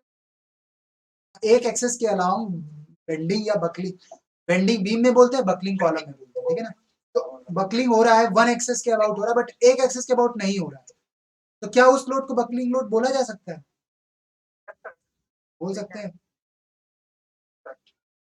आसिफ? या जब दोनों के अबाउट होने लगेगा तब उसको बोलेंगे कि नहीं ये buckling? Only one answer that the started button. Okay, कहने का मतलब ये है कि बकलिंग लोड वो लोड है, वो सेफ लोड है लॉन्ग कॉलम के लिए, जो किसी भी कॉलम पे लगाया जाए वो किसी भी एक एक्सेस के अबाउट, किसी भी एक एक्सेस के अबाउट जस्ट स्टार्ट करने वाला है बकलिंग, वहीं पर रिस्ट्रिक्ट हो जाएंगे, बकलिंग होने नहीं देंगे। समझ गए कि नहीं? तो लोड सेफ वही होगा जब बकलिंग होने ना दे, किसी भी एक्सेस के अबाउट ना होने दे, ना तो एक और ना तो दो। समझ गया ना? बकलिंग होनी ही नहीं है कॉलम में, बकलिंग होने ही नहीं देना, वो जो लोड होगा मैक्सिमम लोड होगा, उसे ही सेफ लोड, सेफ लोड। ठीक है? Is it clear to all? तो ये जो क्वेश्चन था रिगार्डिंग टू, हाँ बताओ जगह कुछ पूछना है?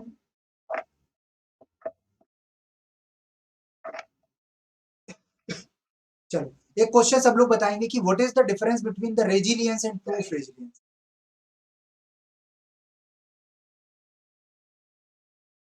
Diwakar, resilience and proof resilience में क्या difference? Yes, actually, there's some good हाँ, और प्रूफ रेजिलियंस?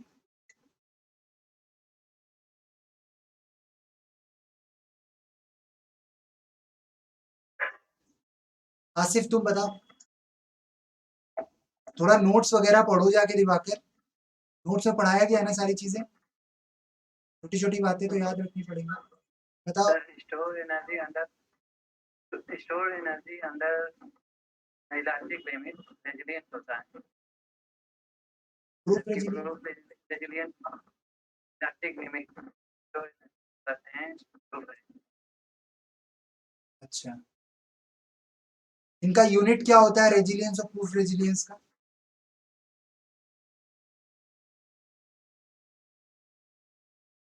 यूनिट जूल होता है या जूल पर यूनिट वॉल्यूम होता है? जूल ही होता है। जूल पर यूनिट वॉल्यूम किसका होता है? मॉडुलस ऑफ रेजिलियंस का होता है joule per unit value. Very good. जगत, आपका क्या व्यू है प्रूफ रेजिलियंस और रेजिलियंस में डिफरेंस? रेजिलियंस में primary storage body up to elastic limit हाँ, and coming to proof resilience maximum strain energy stored in body up to the elastic limit. Like it is the difference mainly difference is maximum how much maximum can sustain a body up to the elastic limit. Then okay it is called a proof resilience. Okay, मतलब elastic limit तक maximum कितना energy 100% recoverable वाला जो है वो store कर सकता है कोई body, that is called the proof resilience, and उसके अंदर जितनी भी एनर्जीज होंगी सभी रेजिलियंस, है ना? इलास्टिक लिमिट के अंदर कोई भी एनर्जी है सब रेजिलियंस, है ना? अच्छा बताओ, दो मटेरियल है, एक है माइल्ड स्टील और एक है हाई कार्बन स्टील, एक है माइल्ड स्टील और एक क्या है, हाई कार्बन स्टील है, दोनों में सबसे ज्यादा रेजिलियंस कौन है?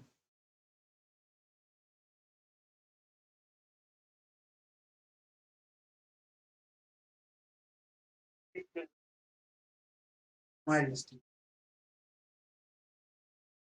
Mild steel. आशिफ, एक है माइल्ड स्टील और एक है high carbon steel. Mild steel तो लो कार्बन स्टील होता है। माइल्ड स्टील क्या होता है? लो कार्बन स्टील होता है।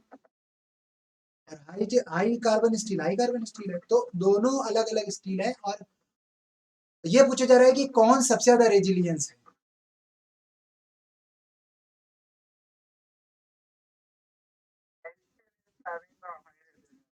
कौन? Mild steel.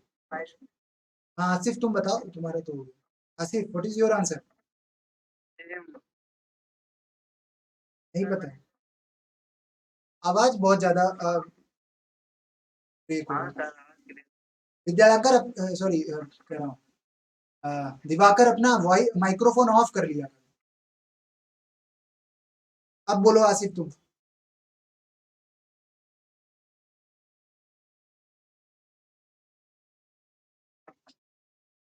Resilience sir. हाँ सबसे ज्यादा कौन है?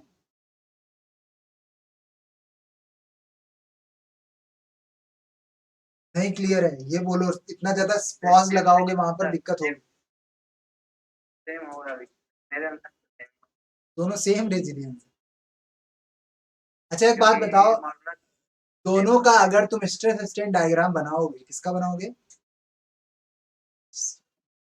लो carbon steel, medium carbon steel, high carbon steel, high tension steel, इन सभी डायग्राम का जो स्लोप होता है वो सेम होता है। स्लोप क्या होता है? सेम होता है स्ट्रेस स्ट्रेन डायग्राम में। समझ गए? मतलब जब दोनों ओरिजिन से चलेंगे तो दोनों एक ही लाइन से स्टार्ट होंगे। समझ गए ना सभी लोग? एक ही लाइन से स्टार्ट होंगे और आगे जाके फिर वो चेंज होते जाएंगे। दिवाकर क्लियर है? नहीं समझे? प्रूफ रेजिलियंस देखो प्रूफ रेजिलियंस क्या होता है कि जो इलास्टिक लिमिट तक एनर्जी स्टोर करेगा मटेरियल, वो एनर्जी जो होगी वो प्रूफ रेजिलियंस होगी। वो मैक्सिमम एनर्जी होगी जो वापस आ सकती है। और उसके अंदर जितनी भी एनर्जीज हैं छोटी छोटी, जो कोई भी तुम स्टोर करा लो, वो रेजिलियंस। लिमिट के अंदर क्यों होगी? एक इलास्टिक लिमिट तक है और एक इलास्टिक के लिमिट के अंदर है। जैसे मैं कहूं कि किसी रॉड को खींचते समय इलास्टिक लिमिट तक 0.01 mm खींचता है। कितना खींचता है? मतलब हम 0.01 खींच ले जाएंगे, मतलब हम इलास्टिक लिमिट तक पहुंचा दिए। कहां तक पहुंचा दिए? क्लियर है? अब 0.01 mm जो तुमने खींचा है, वहां तक जितनी एनर्जी मटेरियल ने स्टोर की हुई है, वो सारी एनर्जी कौन सी है? Proof resilience. तुम छोड़ दोगे वो सारी एनर्जी तुम्हें वापस मिल जाएगी जो तुमने काम किया। लेकिन अगर 0.01 की जगह तुम क्या करो, 0.001 इतना ही केवल डिफॉर्म करो, तो तुम इलास्टिक लिमिट के भी बहुत पहले ही हो ना। तो वो जो एनर्जी स्टोर हुई वो भी वापस आ जाएगी, बट वो उतनी बड़ी नहीं है जितनी पहले वाली थी। तो वो रेजिलियंस है जो छोटी वाली है। जो इलास्टिक लिमिट के अंदर है वो रेजिलियंस, जो बाहर है वो, जो वहां तक है वो कौन सी है? Proof resilience. चलो तो दोनों का जब स्ट्रेस स्ट्रेन डायग्राम बनाओगे, हाई टेंशन स्टील का और हाई कार्बन स्टील का, और मीडियम कार्बन स्टील का और लो कार्बन स्टील का, तो सभी का स्लोप सेम होता है। इसी वजह से सभी का यंग मॉडुलस क्या होता है? सेम होता है। तो यहाँ पर अगर हम तुमसे क्वेश्चन रेजिलियंस का ना पूछते, हम तुमसे पूछते दोनों का यंग मॉडुलस क्या, तो तुम क्या कहते? सेम हो। तभी क्वेश्चन पढ़ते समय स्टील ही लिख के आता है, वहां ये नहीं लिखता है कि मीडियम कार्बन, हाई कार्बन, क्योंकि यंग मॉडुलस सभी स्टील के लिए क्या है? सेम है। जो स्टील हम पढ़ रहे हैं ये वाली सारी है ना। अब एक बात यहाँ पर है कि जब ऐसा होता है तो फ्रैक्चर पॉइंट क्या होता है? माइल्ड स्टील का सबसे देर में आता है, जबकि हाई कार्बन स्टील का फ्रैक्चर पॉइंट बहुत जल्दी आ जाता है। समझ गए सभी लोग? बहुत जल्दी आ जाता है। पहले कौन फेल हो जाएगा? हाई कार्बन स्टील, क्योंकि उसमें परसेंटेज ऑफ कार्बन क्या है? ज्यादा है। क्या है बता? परसेंटेज ऑफ कार्बन ज्यादा है तो ब्रिटलनेस उसके अंदर आ जाएगी। क्या जाएगी? समझ गए? और ब्रिटलनेस आने से फ्रैक्चर पॉइंट जल्दी आ जाएगा। और जो उसकी अल्टीमेट पॉइंट है, कौन सी पॉइंट है? अल्टीमेट स्ट्रेंथ जो है, अल्टीमेट टेंसाइल स्ट्रेंथ जो है माइल्ड स्टील की और हाई टेंशन स्टील की, तो वो बढ़ जाएगी। High tension steel, high carbon steel की जो क्या होगी, अल्टीमेट पॉइंट है, वो ऊपर हो जाएगी कंपेयर टू माइल्ड स्टील। समझ गए? दूसरा जो प्रोपोर्शनल पॉइंट होता है, कौन सा पॉइंट होता है?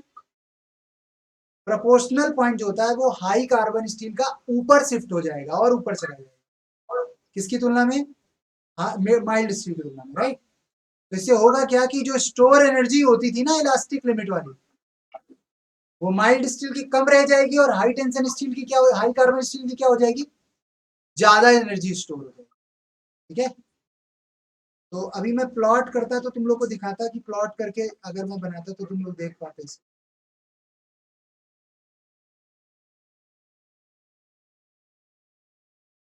समझ पा रहे हो कि मैं प्लॉट करके दिखाऊं, समझ गए। एक डायग्राम बनाना इस तरह से, ये दोनों का सपोज सपोज समझो ये पॉइंट जो है वो प्रोपोर्शनल लिमिट है और ये ओरिजिन है, यहाँ से कर्व स्ट्रेट लाइन आया और फिर ऐसे से करके आगे चला जाएगा। ये रेक्टाइल मटेरियल में माइल्ड स्टील का डायग्राम, ये प्रोपोर्शनल लिमिट है, तो इतना एरिया जो होगा ट्रायंगल का वो रेजिलियंस होगा किसका, प्रूफ रेजिलियंस किसका होगा बताओ, माइल्ड स्टील का। लेकिन जब तुम हाई कार्बन स्टील का बनाओगे तो डायग्राम यहाँ नहीं खत्म होगा स्ट्रेट लाइन, ये स्ट्रेट लाइन यहाँ तक जाएगी लमसम, और फिर उसके बाद, ठीक है ना, क्लियर है, उसके बाद जाके कर्व आएगा और वहां पर फ्रैक्चर हो जाएगा, जैसे कास्ट आयरन फ्रैक्चर होता था उसी तरह धीरे सा उसी के जैसा मिलता जुलता हाई टेंशन स्टील के साथ होगा। तो इससे होगा क्या कि जो प्रोपोर्शनल लिमिट है वो ऊपर उठ जाने से एरिया जो होगा वो क्या हो जाएगा, बढ़ जाएगा, तो प्रूफ रेजिलियंस हमारा बढ़ जाएगा। समझ गए सभी लोग, हाई कार्बन स्टील की।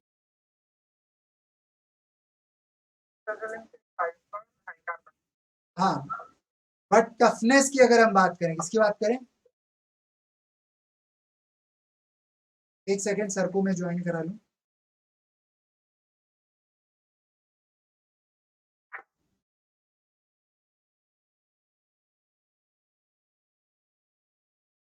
तो जो टफनेस की बात करें तो वो माइल्ड स्टील का ज्यादा होगा, बट हाई कार्बन स्टील का क्या होगा, कम होगा, क्योंकि उसका फ्रैक्चर पॉइंट देर में आ रहा है। डक्टाइल कौन सबसे ज्यादा होगा, माइल्ड स्टील, है ना। जगत सबसे ज्यादा डक्टाइल कौन होगा, माइल्ड स्टील, क्योंकि उसका फ्रैक्चर पॉइंट बहुत देर में आ रहा है और इसका फ्रैक्चर पॉइंट बहुत जल्दी आ जा रहा है, तो इस वजह से ये दो चीज। I hope is it clear to all, Jagat Asif दोनों लोगों को समझ में आ गया होगा ना। और सर को मैं एक बार और ऐड करवा लेता हूँ थर्मल के लिए, जिससे सर थर्मल के कुछ क्वेश्चंस पूछ लें। आज चूंकि बारिश बहुत ज्यादा हो रही है ना, हर तरफ बारिश हो रही है, तो इस वजह से इंटरनेट कनेक्शन और लाइट का जो प्रॉब्लम है वो हर जगह पर है बहुत ज्यादा, तो इस वजह से सर अभी शायद हो सकता है कि कुछ प्रॉब्लम है उनको, बट अगर ज्वाइन होते हैं तो देन थर्मल के सर क्वेश्चंस पूछ लेंगे।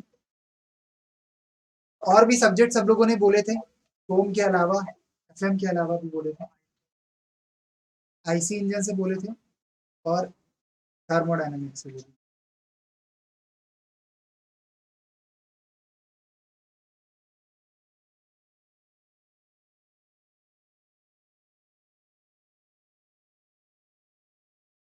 सोम में क्वेश्चन सब लोग बताएं,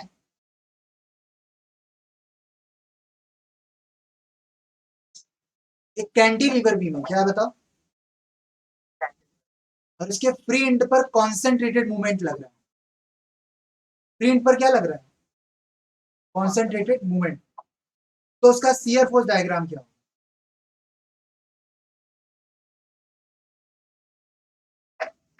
होगा, एक लाइन होगा, होगा, जीरो जीरो होगा, जीरो लाइन होगी,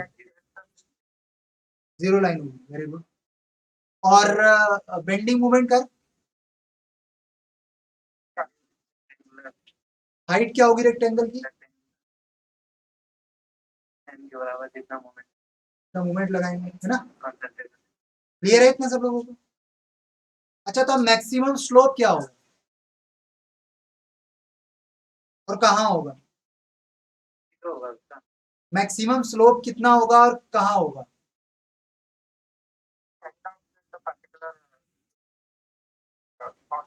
अरे तो बीम है, एक फिक्स्ड एंड है, फ्री एंड है, और दो एंड तो एंड होते हैं, तो उसमें नाम लो ना कौन सा है। हमें तो पानी है।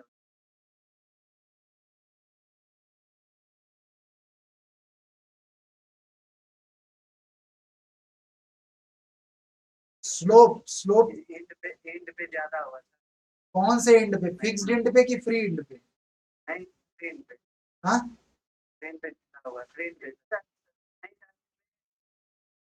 स्लोप तो होता ही स्लोप होगा ही नहीं जगत,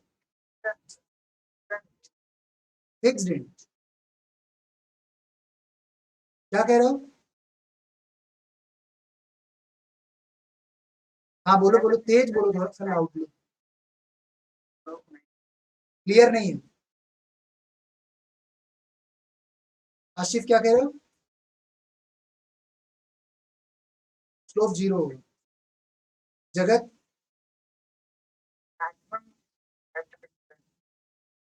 एक बात बताओ, जब तुम बीम पर मूवमेंट लगाओगे इस तरह से तो बीम ऐसे करके मुड़ जाएगी। स्लोप होता क्या है? उस पॉइंट पर डिफ्लेक्टेड कर पर टेंजेंट खींचो, और वो टेंजेंट इनिशियल एक्सेस के साथ जो एंगल बनाता है वही तो स्लोप होता है। तो फिक्स्ड एंड पर तो पैरेलल लाइन होगी ना, वहां पर फिक्स्ड पॉइंट पर जहां फिक्स्ड होगा वहां तो स्लोप जीरो होगा ना फिक्स्ड एंड पर। यार, फिक्स्ड एंड पर डिफ्लेक्शन और स्लोप दोनों जीरो होते हैं। कैंटिलीवर की बाउंड्री कंडीशन ही यही होती है, फिक्स्ड एंड पर स्लोप और डिफ्लेक्शन दोनों जीरो, और सिंपल सपोर्टेड में हिंज और रोलर पॉइंट पर डिफ्लेक्शन जीरो होता है, क्योंकि वो पॉइंट पकड़ के रखे जाते हैं, नीचे नहीं जाते, स्लोप नहीं जीरो होता है। आ गया समझ में जगह? अभी जो फ्री एंड होगा वहां स्लोप क्या होगा? मैक्सिमम। कैंटिलीवर में स्लोप हमेशा मैक्सिमम कहाँ होता है? फ्री एंड पे। क्या चीज? नहीं, मूवमेंट लगाओ, कहीं भी लगाओ, कहीं भी कैंटिलीवर में कोई कैसा भी लोड लगाओ, मैक्सिमम स्लोप फ्री एंड पर ही होना है। कौन है? सबसे ज्यादा एंगल वहीं बनेगा, जाके तुम देखो ना, ऐसे से करके एंगल घट जाएगा फ्री एंड पे सबसे ज्यादा, फिर घट जाएगा, जीरो हो जाएगा। ठीक है ना आसिफ, क्लियर है? लगेगा तब भी अरे तो मूवमेंट तो कॉन्सेंट्रेटेड ही लगाएंगे ना फ्री एंड पर। हाँ स्लोप डिफ्लेक्शन होगा वहां तक, हाँ, जैसा ठीक समझ डिफ्लेक्शन मैक्सिमम होगा, स्लोप भी मैक्सिमम होगा फ्री एंड पर।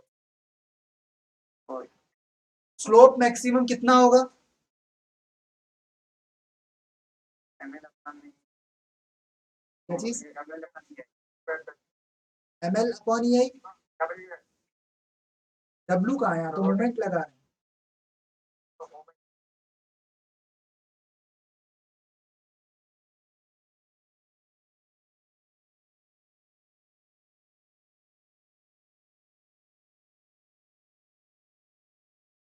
M L upon E I, M L square upon two E I,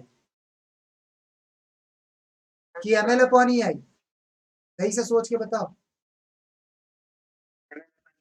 M L upon E I. Theta बराबर सबने पढ़ा है एरिया अपॉन ई आई होता है कि नहीं?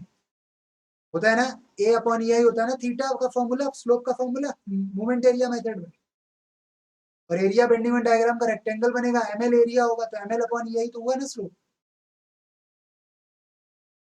हुआ ना? अब डिफ्लेक्शन क्या होता है? ए x bar upon E I, theta बराबर वाई बराबर ए एक्स बार अपॉन ई आई। तो क्या होगा? डिफ्लेक्शन क्या होगा मैक्सिमम?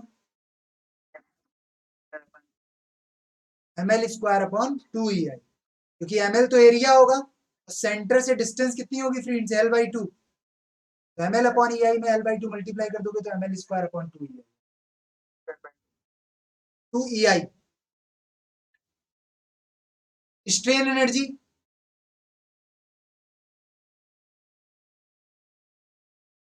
अब डिफ्लेक्शन के फॉर्मूले में दो का रिप्लेस कर देते हैं बस। जहां M L square upon two E I याद कर रहे हैं, वहां M square L upon two E I याद, मतलब एल का स्क्वायर हटा के एम के ऊपर कर देंगे। समझ गया कि नहीं सारे फॉर्मूले? अब ऐसे ही पूछेंगे पेपर में, तुम शियर फोर्स बता दोगे तो फिर बेंडिंग मोमेंट पूछ लेंगे, बेंडिंग मोमेंट बता दोगे तो फिर डिफ्लेक्शन पूछ लेंगे, डिफ्लेक्शन बता दोगे स्लोप पूछ लेंगे, स्लोप बता दोगे स्ट्रेन एनर्जी, और सब बता दोगे तो उनका तुम दिल जीत ले जाओगे, पूरा सिलेक्शन तुम्हारा मतलब तय है फिर। समझ गए ना मेरी बात को? जब एग्जामिनर क्वेश्चन पूछे और उसी पर फिर दूसरा क्वेश्चन पूछे, इसका मतलब है धीरे धीरे तुम्हारे प्रति उसको क्या है, अब वो तुमसे बहुत कुछ चाहता है, समझ गए ना? अब तुम्हारी रिस्पॉन्सिबिलिटी है कि उसकी सारी चीजें फुलफिल कर दो, है कि नहीं? तो वो खुश रहेगा, और अदरवाइज फिर वो खुश नहीं रहेगा, समझ गए ना? तो बात ये है, जब क्वेश्चन कनेक्ट होना चालू होते हैं तो तुम्हारे अगर कॉन्सेप्ट क्लियर है तो तुम बड़े आसानी से लेके जाओगे। नहीं तो देख रहे हो ना, बीच में कहीं पे भी ब्रेक हो सकते थे ना सब लोग। इस क्वेश्चन में बहुत सारे स्टेज पर बहुत सारे बच्चे ब्रेक हो जाते होते कि तुम लोग हो ही गए थे, शुरुआत में ही ब्रेक हो गए। शियर फोर्स बेंडिंग मोमेंट के बाद स्लोप में ब्रेक हो गए थे कि नहीं? गलत आंसर पे, है ना? अगर वहां पकड़ते तो फिर डिफ्लेक्शन में ब्रेक हो जाते, रिफ्लेक्शन के बाद फिर तुम स्ट्रेन एनर्जी बिल्कुल ही नहीं आती। तो ये चीज ध्यान रखनी है इसमें। और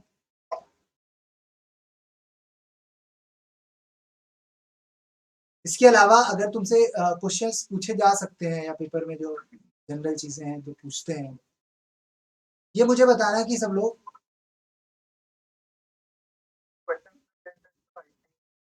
आईसी इंजन थर्मल के लिए मैंने सर से बोला था, सर आज ज्वाइन नहीं कर पाए। 1 सेकंड में सर से एक बार पूछता हूँ।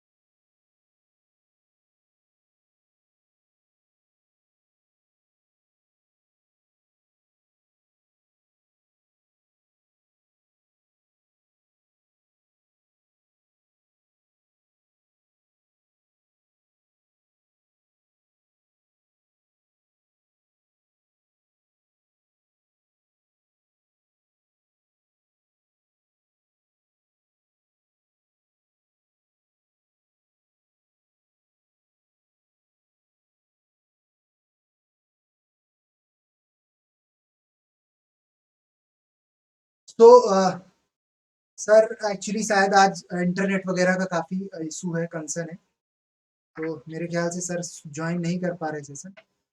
मैं जो सर ने कुछ क्वेश्चंस दिए थे 20 to 25 क्वेश्चंस जो दिए हैं सर ने, वो जो पीडीएफ है उसका वो मैं ग्रुप में अभी शेयर कर दूंगा एक बार और, आसिफ और जगत, तो वो जरूर तुम लोग कलेक्ट कर लेना, है ना? क्या चीज? हाँ, और सर ने कुछ क्वेश्चंस पूछे हैं थर्ड वाले मॉक इंटरव्यू में, है ना? तो तुम लोग उसका वीडियो जरूर देख लेना, ठीक है? तो स्टार्टिंग में सर ने ही क्वेश्चन पूछे हैं, फिर लास्ट में मैंने क्वेश्चन पूछे, ठीक है ना? ओके, तो गौरव कहाँ थे तुम पूरे सेशन में? गौरव, तो ठीक है, फिर सर अभी है नहीं, चूंकि क्योंकि सर के ही वो सब्जेक्ट्स हैं, तो सर ज्यादा उसमें अच्छे क्वेश्चंस ला पाएंगे, अच्छी चीजें पूछ पाते सर, है ना? सर ज्वाइन नहीं कर पाए हैं, तो ऐसा करेंगे कि अभी तो 20 तारीख को सबका सेशन है ना इंटरव्यू का, राइट? अगर कल सर के पास टाइम रहेगा तो केवल थर्मल और थर्मल एप्लीकेशन के क्वेश्चंस के लिए दोबारा से हम इंटरव्यू प्लान करेंगे। उस इंटरव्यू में कोई इंट्रोडक्शन और कोई सोम टोम डिजाइन के क्वेश्चन नहीं होंगे, केवल थर्मल वाले सर का इंटरेक्शन। तो उसमें क्या होगा कि एक अच्छे से क्वेश्चन, क्योंकि वहां वाले क्वेश्चन जरूरी है थोड़े, है ना? तो शायद हो सकता है, क्योंकि अभी लगातार सर 3 सेशन से इंटरव्यू में रहे हैं, है ना? फर्स्ट में भी, सेकंड में भी, थर्ड में भी, तीनों इंटरव्यू में सर रहे हैं। ये चौथा इंटरव्यू था। तो आज बारिश कल से लगातार हो रही है, बंद नहीं हुई है तब से, तो बहुत सारी जगह पर नेटवर्क रीजंस और लाइट वगैरह का काफी ड्रॉप डाउन है, तो दैट्स वाई सर नहीं ज्वाइन कर पाए। तो कल सर से मैं कोई भी टाइम इवनिंग का 5 बजे का ही स्लॉट। हाँ बताओ जरा।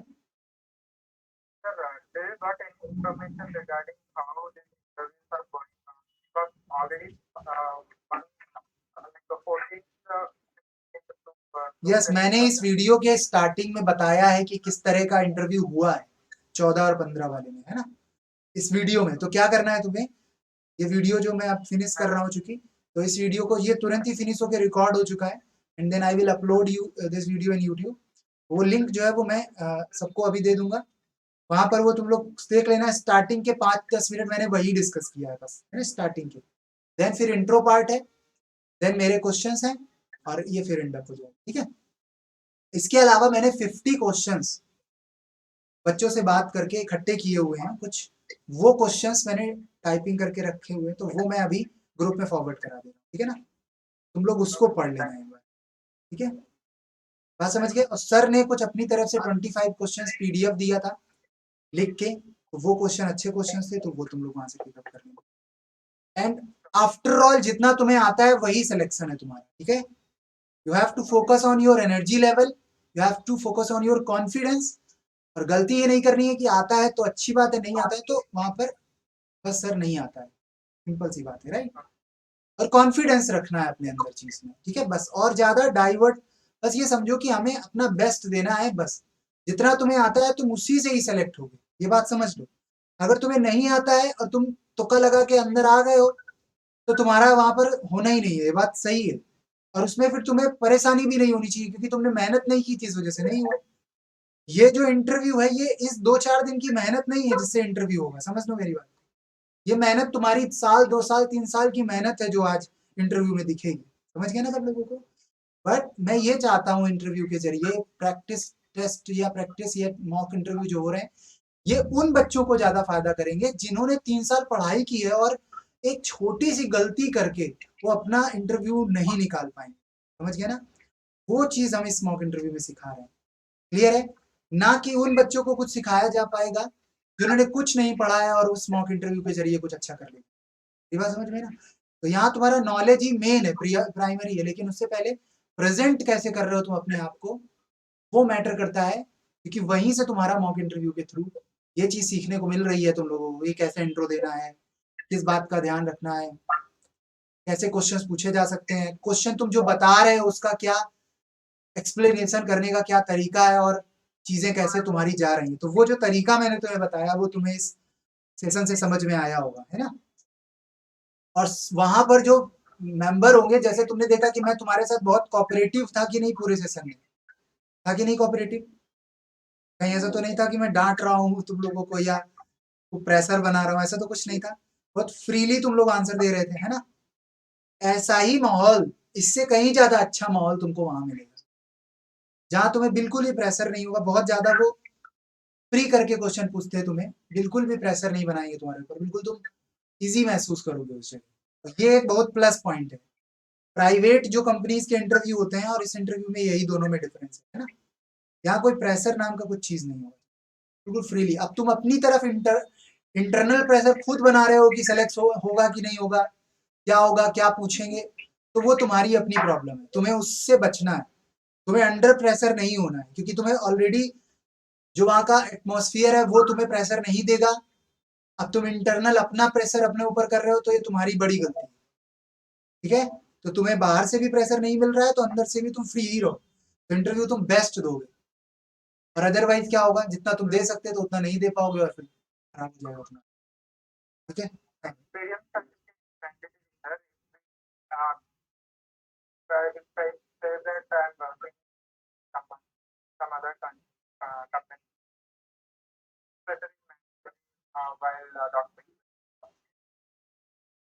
वहां पर डॉक्यूमेंट वेरिफिकेशन में तो मुझे नहीं लगता है कि एक्सपीरियंस के बारे में कुछ वहां पर होगा मेंशन, क्योंकि ये जॉब फ्रेशर के लिए। हाँ अप्रेंटिस के यहाँ तो उसके बारे में बता सकते हैं। बिल्कुल बता सकते हो, अपने सारी जो बेस्ट चीजें उसको जरूर बताओ, क्योंकि उस देखो तुम्हारा इंटरव्यू जो उस पर क्वेश्चन पूछेगा, बस ये बात ध्यान रखो। अगर तुम्हारी नॉलेज है उस चीज पर तो तुम जरूर उसको बताओ। कंफर्टेबल हो तो बताओ, नहीं कंफर्टेबल हो तो मत बताओ, क्योंकि this job is not related to the experience basis and these all things, right. मेरा कहने का मतलब है अगर तुम उसमें अच्छे हो तो ही तुम उसे बताओ, अदरवाइज ना ही बताओ तो ज्यादा अच्छा है, समझ गए ना। क्योंकि तुमसे फिर क्वेश्चन पूछा जाना है, ये श्योर है, समझ लो,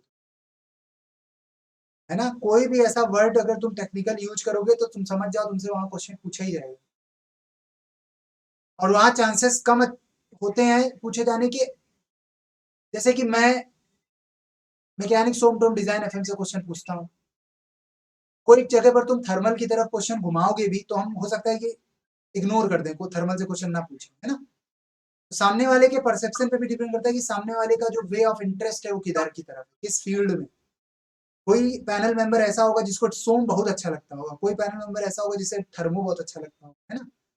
तो अगर थर्मो की तरफ से कोई क्वेश्चन आएगा तो सोम वाला पैनल मेंबर क्या करेगा, क्वेश्चन में इतना इंटरेस्ट नहीं शो करेगा, ना ही उधर कोई एक्स्ट्रा क्वेश्चन पुटअप करेगा। लेकिन अगर थर्मल से रिलेटेड फैकल्टी पैनल मेंबर है और तुमने कोई भी चीज ऐसी बोल दी जो थर्मल से रिलेटेड है, तो फिर तुम्हें वहां पर और एक्स्ट्रा क्वेश्चंस की डिमांड होगी, समझ गया ना।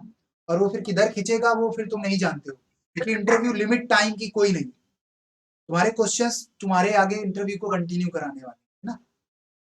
बात समझ गए सब लोग, ध्यान देना है सबको। और कोई भी तरह का क्वेरी, कोई भी क्वेश्चन नहीं आता है, कोई डाउट है, व्हाट्सएप नंबर सबको पता है, व्हाट्सएप ग्रुप है, अपनी सारी चीजें पूछो, अपने सारे डाउट पूछो, जिससे कि सबका सिलेक्शन हो जाए। जो भी अपने यहाँ पर 20 से 22 बच्चे हैं वो सभी को सिलेक्शन लेना है किसी भी तरह, ठीक है ना, बस इतना समझ के रखो। हम लोग पूरी तरह से रेडी हैं किसी भी तरह की सपोर्ट के लिए, कोई भी तरह का सपोर्ट हो हम लोग रेडी है, ठीक है ना। स्टिल मैंने पुराने बच्चों को भी यही बोला है कि तुम लोग सारे मॉक इंटरव्यू में पार्टिसिपेट कर सकते हो, और सब लोग कर भी रहे हैं, जिसको जैसी जरूरत है वो लोग वैसे कर रहे हैं, ठीक है।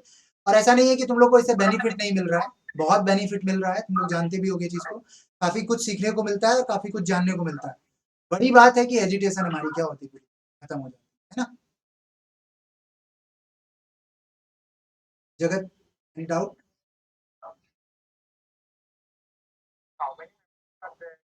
Six panel members are there, one female member and 5 will be the male member, ठीक है। और सब लोग इस वीडियो का 10 मिनट का वीडियो सुन लेना शुरुआत का, तो सारी बातें मैंने उसे बता दी, ठीक है ना। ठीक है Asif, thank you so much और best of luck for your interview. और कल हम लोग अनाउंस करेंगे थर्मल के क्वेश्चंस के लिए, जैसे सर बात करेंगे तुमसे, ठीक है। तो भी 15-20 मिनट जो भी सर बात करें, ठीक है। Thank you so much for joining the session everyone.